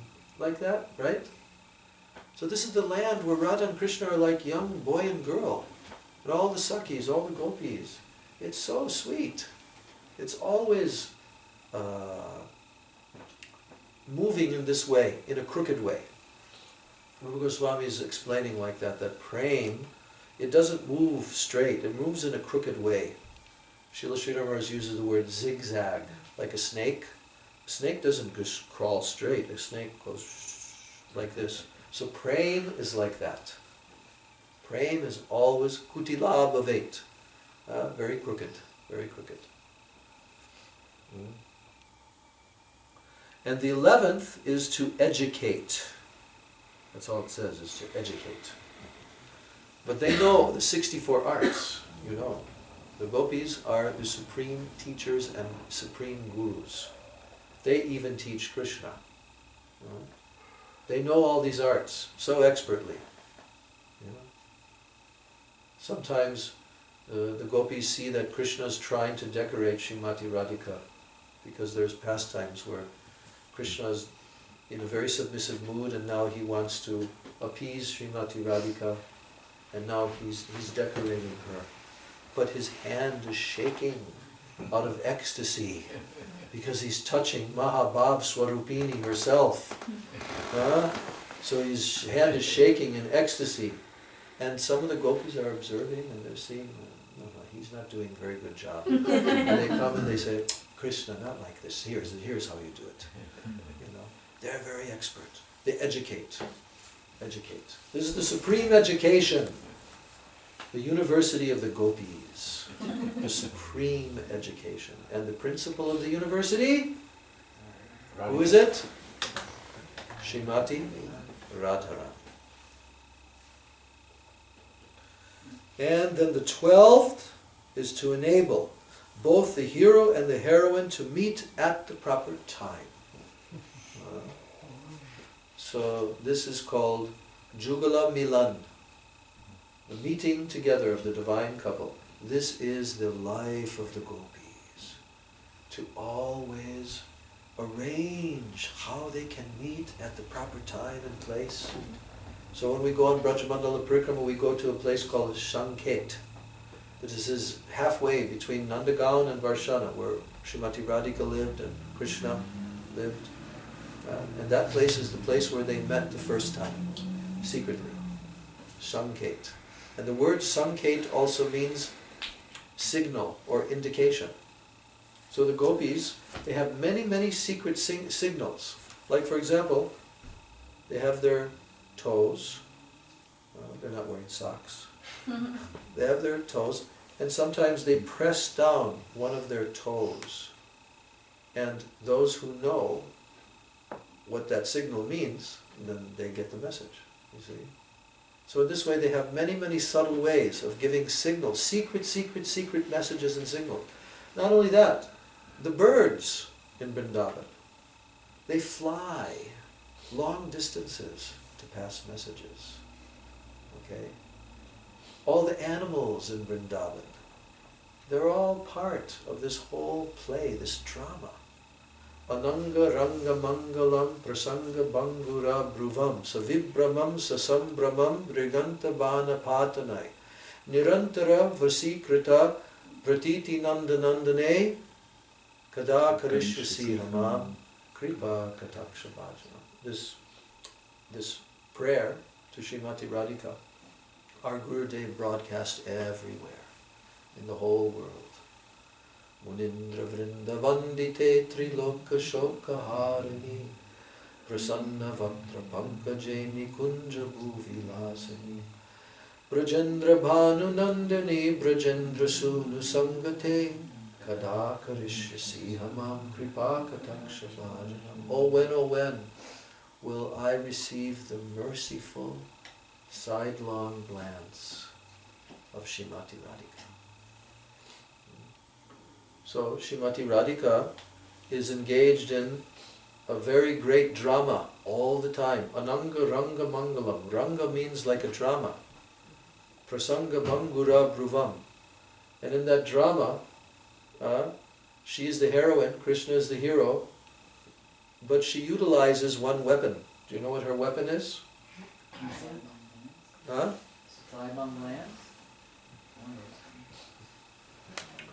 Her eyebrows. Bangura Bruvam. That means her eyebrows. And this is the bow. Savibramam Sasambramam Driganta Bana Patanai. Bana means arrow. So her eyebrows, combined with her sidelong glance, they shoot an arrow into the heart of Nandanandan. And then what happens? Nirantara Vashikrita Pratiti Nandanandane. And that brings him in complete submission, under her control. Oh when will I receive that merciful sidelong glance of Srimati Radharani? So, these are the list. There's more. There's 16. We're on the 12th one. Then the 13th is to fan the hero and the heroine. Like we see the pictures of the gopis, like here. This is actually Sri Rupa Manjari, fanning with chamara. So they're always fanning, and they're looking at the faces, these glowing moon-like faces of the divine couple, and relishing ecstasy as they're fanning. 14th is to sometimes reproach the hero and the heroine, to chastise. Huh? Sometimes. Lalita Devi is described in the Lalita Ashtakam. She's the very intimate friend of Srimati Radhika, chief amongst the Ashtasakis, Lalita. And Lalita has a very haughty nature. She's very proud. And she rebukes Krishna in very clever ways and protects Srimati Radhika from this villain. From this licentious villain. So in this way, all the gopis, they're nourishing Radha and Krishna's pastimes. The 15th is to set conversations in motion. Yes, they are very expert. The gopis cannot be defeated in argument. Sometimes the gopis allow Krishna to win, but actually Srimati Radhika is always victorious. Yes, always victorious. That's why we say, Jai Jai Shri Radhe. And the 16th and final is to protect the heroine by various means. Yes. So the gopis, they are always engaging in these beautiful ways in the pastimes of Radha and Krishna. And Srila Prabhupada is now telling that there are some very materialistic persons called the Sahajiya who cannot actually understand the pastimes of Radha and Krishna, and they manufacture their own lifestyles without referring to the authority. So such Sahajiyas are called Saki Beki, and sometimes they are called Gora Nagari. They believe that the material body, which is fit to be eaten by jackals and dogs, is enjoyable for Krishna. Understand this point? What's going to happen to this body that Prabhupada tells that we're soaping so nicely? What is going to happen? Only 3 things will happen to this body. It will be transformed into one of 3 things. Stool, worm, or ashes. Please elaborate. When the body, according to the culture where one lives, some countries they throw the body, and therefore it simply becomes eaten by animals and becomes the stool of animals. Some places it's buried, like in Judeo-Christian Muslims also, therefore it will be eaten by worms. And in Hindu tradition, the body's burned, so it will become ash. Mm-hmm. So guess what? That's what's going to happen to this. Right? Every one of us. Stool, earth, or ashes. So, the Sahajiyas think that this material body, which is fit to be eaten by jackals and dogs, is enjoyable for Krishna. And consequently, they artificially decorate the material body to attract Krishna, thinking themselves Sakis. And you do see this sometimes in the streets of Vrindavan, where you see an obviously male person wearing all the regalia of saris and bangles and like this. Saki Beki, they're called. So, but Krishna, he is never attracted by the artificial grooming of the material body.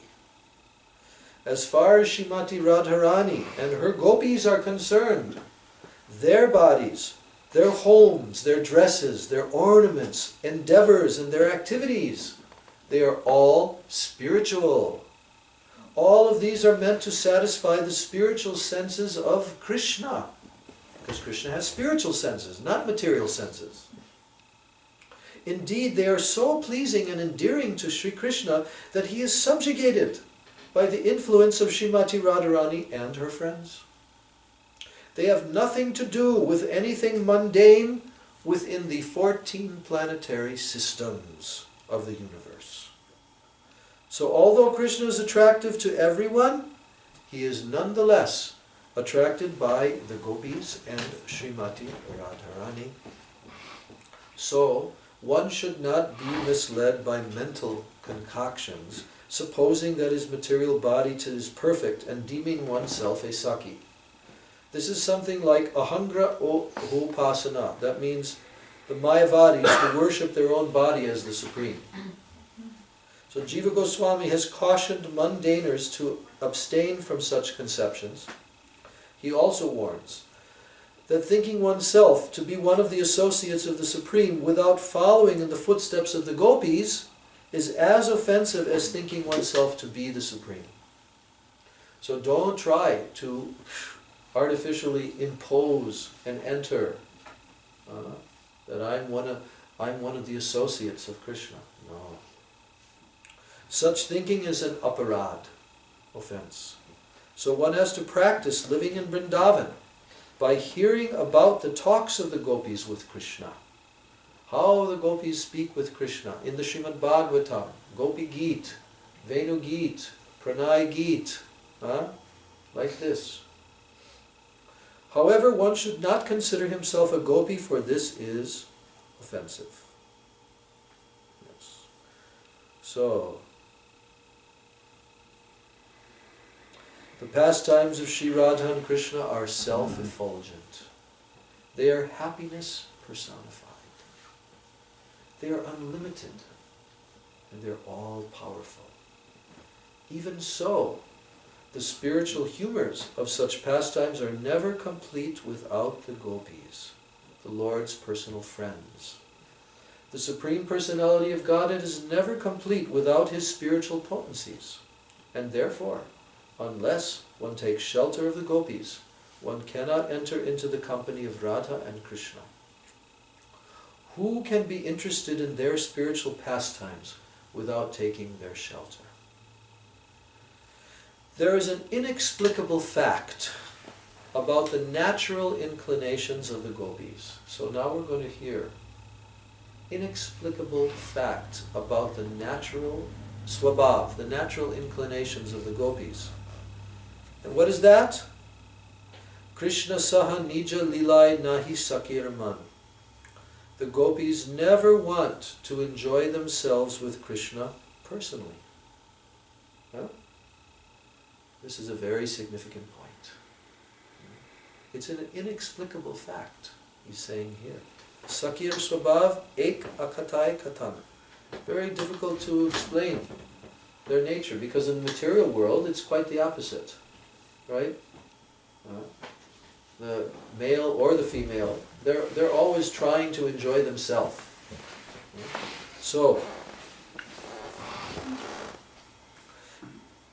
the happiness of the gopis increases 10 million times when they serve to engage Sri Sri Radha and Krishna in their transcendental pastimes.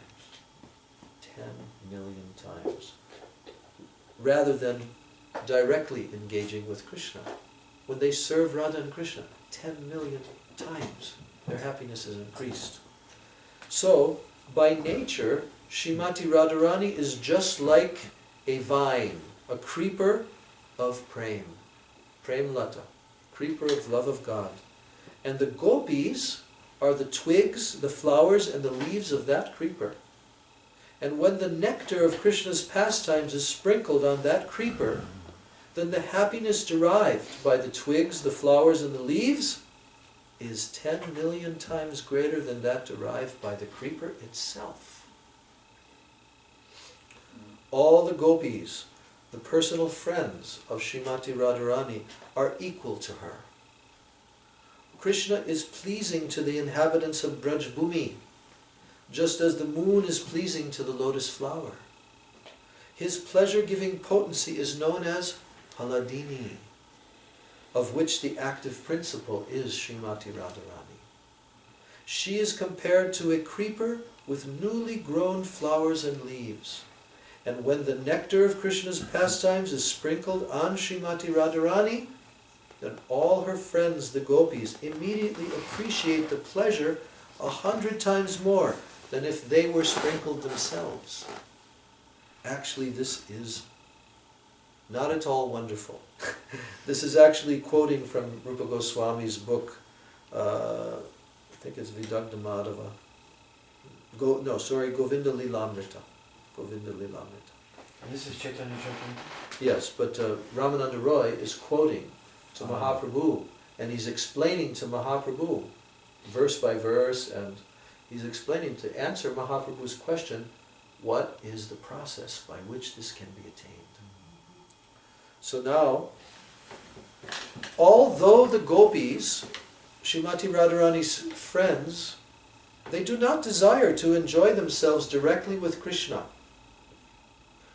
But Srimati Radharani makes a great endeavor to induce Krishna to enjoy himself with the gopis. And presenting various pleas for the gopis, Srimati Radharani sometimes sends the gopis to Krishna, just to enable them to associate with him directly. And at such times, she, Radharani, enjoys a happiness 10 million times greater than that enjoyed through direct association. You see, this is the spiritual world. Everyone is engaging all others, and they derive more happiness from that. So the transcendental mellow, rasa, is nourished by that mutual behavior in transcendental Krishna prema. And when Lord Krishna sees how the gopis have developed pure love for him, he becomes very satisfied. It is to be noted that the natural characteristic of the gopis is to love the Supreme Lord Krishna. Their lusty desire is not to be compared to material lust. Nonetheless, because their desire sometimes appears to resemble material lust, their transcendental love for Krishna is sometimes described as kam. Okay, the word kam means lust. So, although the dealings of the gopis with Krishna are on the platform of pure love of Godhead, such dealings are sometimes considered to be lusty. But because they are completely spiritual, Uddhava and all the other dearmost devotees of the Lord, they desire to participate in them. Who is Uddhava? He's the topmost devotee of Krishna in Dwarka. Topmost transcendentalist. They have nothing to do with material affairs of this world. But yet, because the affairs of the gopis are completely pure and spiritual, they desire to participate in that. Among the gopis, there is not a pinch of desire for their personal sense gratification. Not a pinch. Their only desire is to give pleasure to Krishna. And this is why they mingle with him and they enjoy with him for his pleasure. So all the gopis said, there's a quotation here now, and this is coming from one of the Gopi Gitas, songs by the gopis. Oh dear Krishna, we carefully hold your delicate lotus feet upon our hard breasts.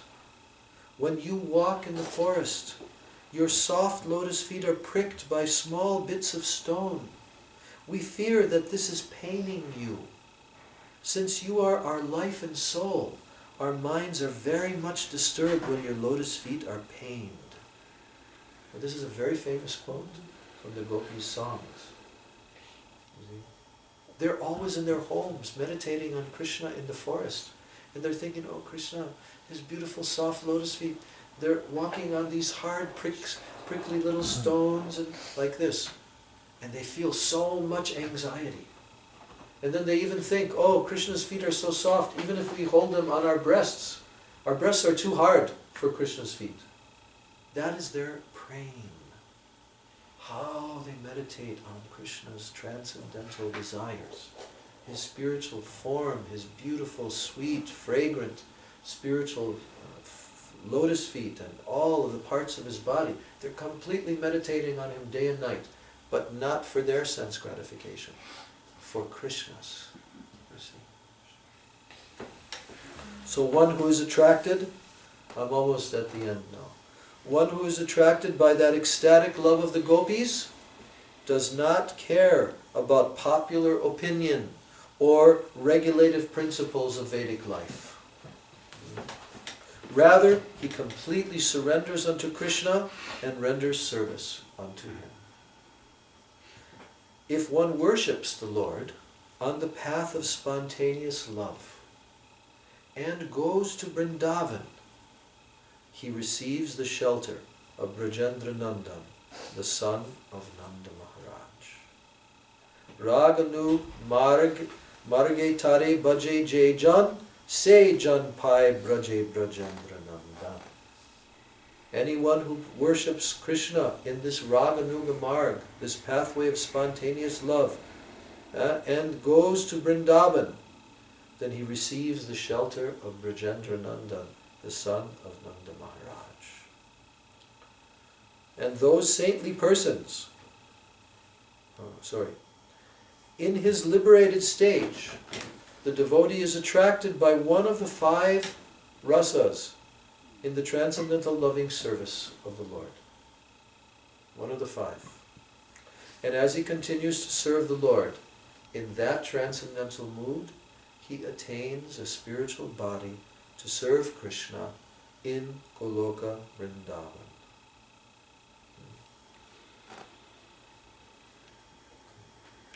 Those saintly persons who represent the Upanishads are vivid examples of this.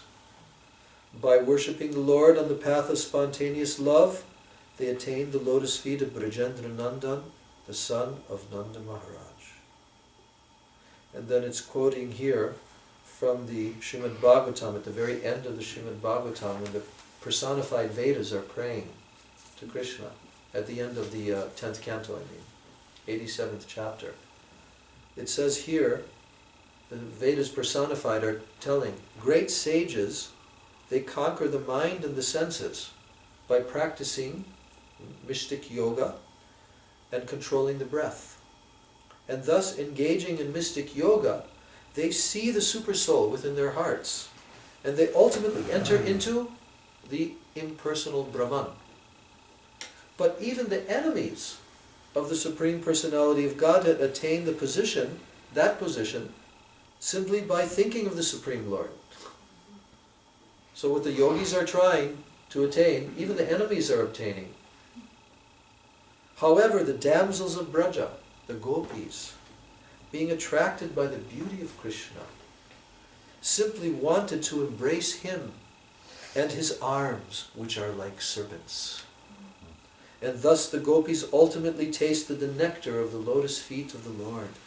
Similarly, we, Upanishads, Vedas personified, we can also taste the nectar of his lotus feet by following in the footsteps of the gopis. So now, this is the key verse here.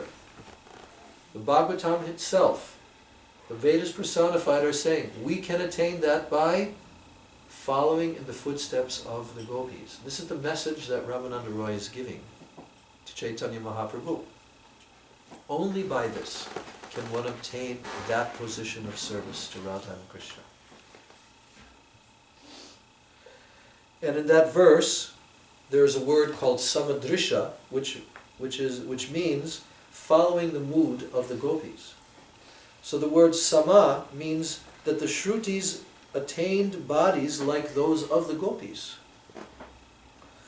So the word Angri Padma Sudha in that verse means associating intimately with Krishna. And one can attain such perfection only by spontaneous love of God. And here's the verse. Now I've come to that verse which Ramananda Roy quoted to Mahaprabhu, and which Gurudev just quoted in his Bhakti Rasamrita Sindhu Bindu commentary, And it says there, Vidhi marge na paye braje Krishna Chandra. Again, I'm repeating. Vidhi marge na paye braje Krishna Chandra. That means one cannot obtain Krishna in Goloka Vrindavan simply by serving the Lord according to the Vaidhi Marg, the path of spontaneous devotion. So, therefore, one should accept the mood of the gopis in their service, and in such a transcendental mood, one should always think of the pastimes of Sri Radha and Krishna.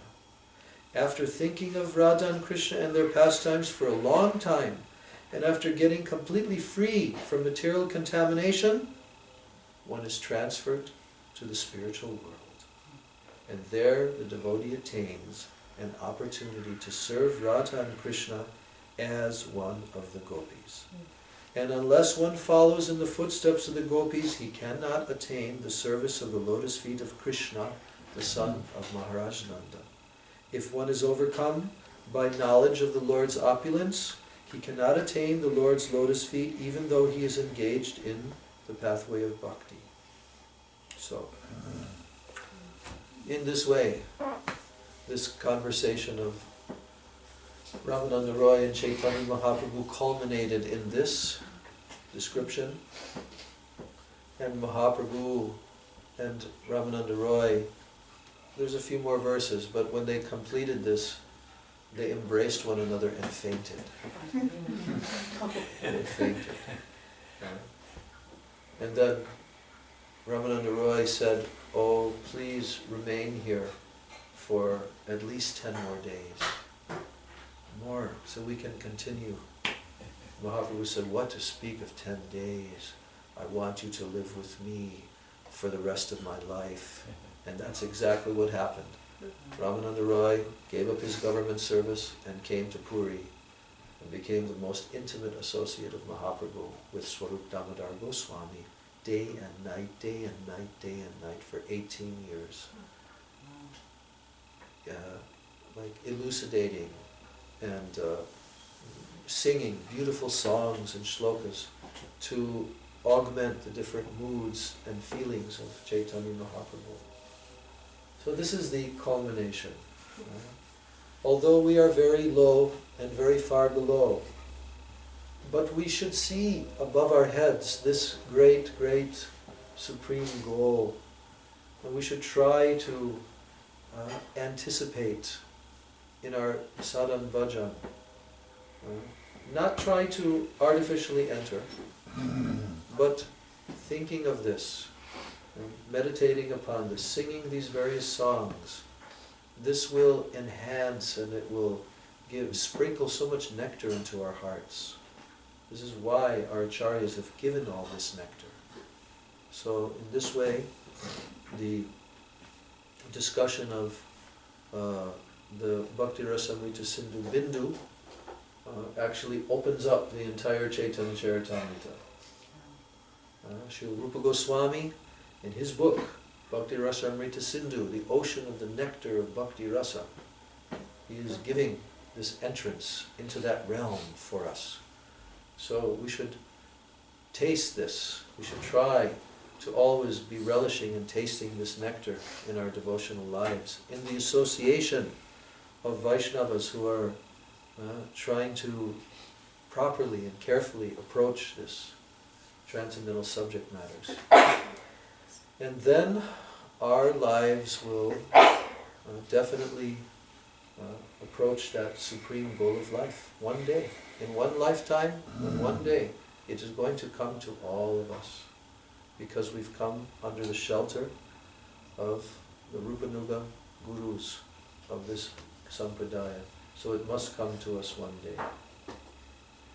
So I'm bowing down at the lotus feet of my beloved Gurudev, Nityalila Pravishtam Vishnupad Sri Lesi Bhaktivedanta Swami Prabhupada, my Siksha Gurus, Nityalila Pravishtam Vishnupad Sri Srila Bhaktivedanta Narayan Goswami Maharaj, Nityalila Pravishtam Vishnupad Srila Bhakti Rakshak Sridhar Maharaj, to Nityalila Pravishta Srila Bhakti Pragyan Keshav Goswami Maharaj, Nityalila Pravishto Vishnupad Srila Bhakti Siddhanta Saraswati Thakur Prabhupada, Srila Gorkishore Das Babaji Maharaj, Srila Bhakti Vinod Thakur, Srila Jagannath Das Babaji Maharaj, and all of our Rupa Nuga Guru Varga, bowing down at their lotus feet and praying that one day we can receive this mercy in our hearts and walk on this pathway of Raga Nuga Bhakti and go very quickly to the eternal abode of Sri Krishna, Goloka Vrindavan, and serve Radha and Krishna there, eternally in the ecstasy under the guidance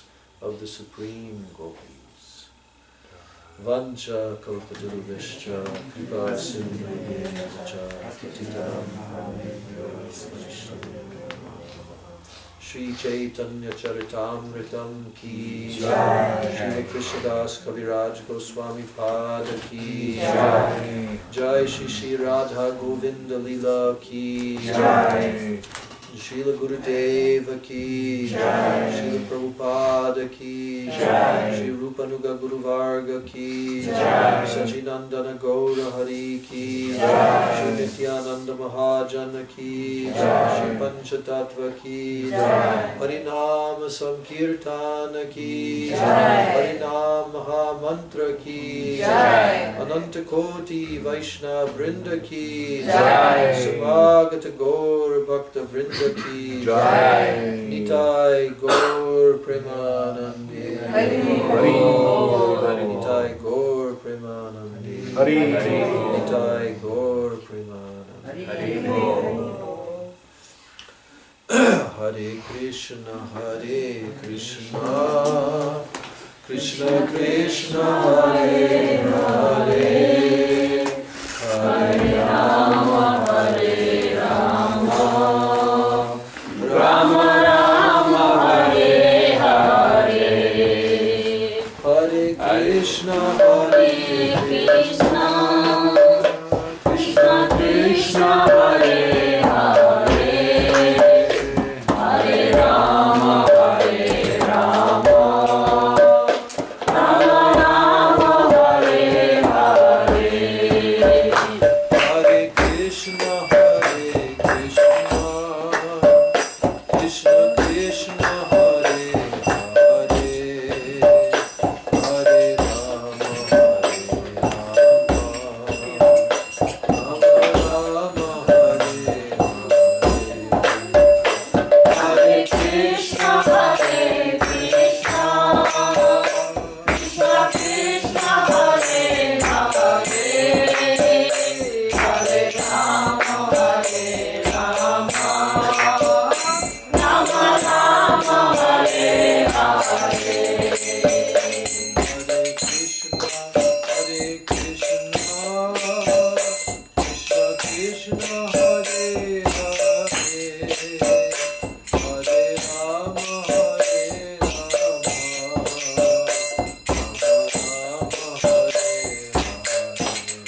Hare Rama, Rama Rama, Hare Hare, Hare Krishna, Krishna Krishna, Hare Hare, Hare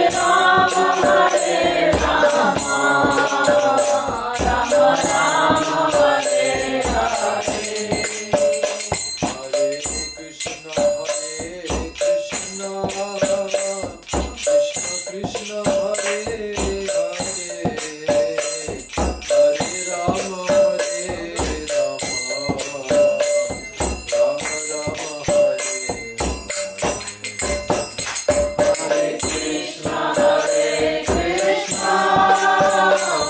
Krishna Krishna, Hare Hare, Hare Rama, Hare Rama, Rama Rama, Hare Hare.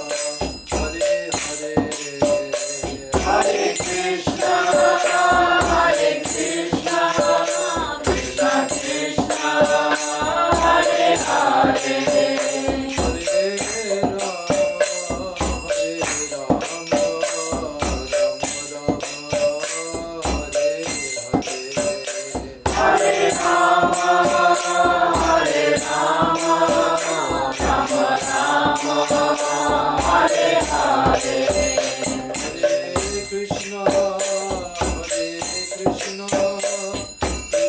Krishna, Hare Hare,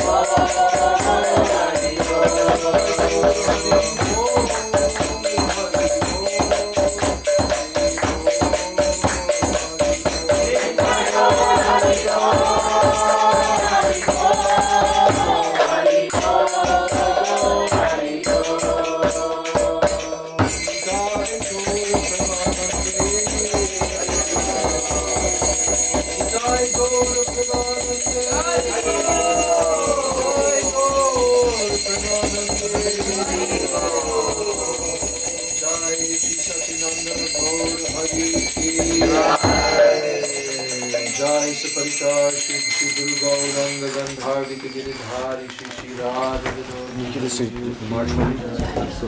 Nityalila Pravishtam Vishnu Padastu Tadasata Shri Shimadesi Bhaktivedanta Swami Prabhupada Ki Jai. Nityalila Pravishtam Vishnu Padastu Tadasata Shri Srila Bhaktivedanta Narayan Goswami Maharaj Ki Jai. Nityalila Pravishtam Vishnu Padastu Tadasata Shri Srila Bhakti Rakshak Shri Dar Goswami Maharaj Ki Jai. Nityalila Pravishtam Vishnu Padastu Tadasata Shri Srila Bhakti Pragyan Keshav Goswami Maharaj Ki Jai. Nityalila Pravishtam Vishnu Padastu Tadasata Shri Srila Bhakti Siddhanta Saraswati Thakur Srila Prabhupada Ki Jai. Mahapagvat Srila Gaura Kishore Das Goswami Maharaj Ki Jai. Shri Srila Sachidananda Bhakti Vinod Thakur Ki Jai. Vaishnav Sarvabhaum Srila Jagannath Das Babaji Maharaj Ki Jai. Shri Rupanuga Guru Varga Ki Jai. Shri Rup Sanatan Bhatta Raghunath Shri Jiva Gopala Bhatta Dasa Raghunath Sadhu Goswami Prabhu Ki Jai. Srila Surup Damodar Roy Ramanandari Gaura Parshada Vrinda Ki Jai. Namacharya Srila Haridas Thakur Ki Jai. Prem Se Go Shri Krishna Chaitanya Prabhu Nityananda Shri Advaita Gadadhar Shivasadi Gaura Bhakta Vrinda Ki Jai. Shri Navadvip Dham Ki Jai. Shri Jagannath Puri Dham Ki Jai. Shri Vrindavan Dham Ki Jai. Shri Shri Radha Krishna Gopa Gopi Go Govardhan Dwara Shavanatmaka Shri Braj Mandala Dham Ki Jai. Shyama Kunda Radha Kunda Yamuna Ganga Tulsi Bhakti Devi Ki Jai. Jai Shri Giriraj Govardhan Maharaj Ki Jai. Jai Shrimati Lalita Vishaka Adi Ashta Sagi Vrinda Ki Jai. Shri Rupa Manjari Rati Manjari Adi Sagi Vrinda Ki Jai. Shrimati Vrinda Devi Ki Jai. Shrimati Purnamasi Yogamaya Devi Ki Jai. Shri Gopishwar Mahadeva Ki Jai. Ananta Koti Vaishnav Vrinda Ki Jai. Shri Bhuvana Pavana Harinam Sankirtana Ki Jai. Hare Krishna Mahamantra Ki Jai. Sachinandan Gaur Hari Ki Jai. Samveda Bhakta Vrinda Ki Jai. Nitai Gaur Premanande Hari Bol. Vrindai Tulsi Devai Priyai Keshavasya Krishna Bhakti Devi Sattvatai Vancha Kalpatarvishcha Krivasundare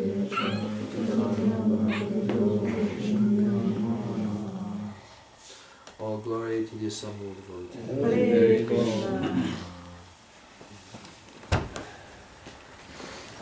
Dear devotees, we're going to have prashadam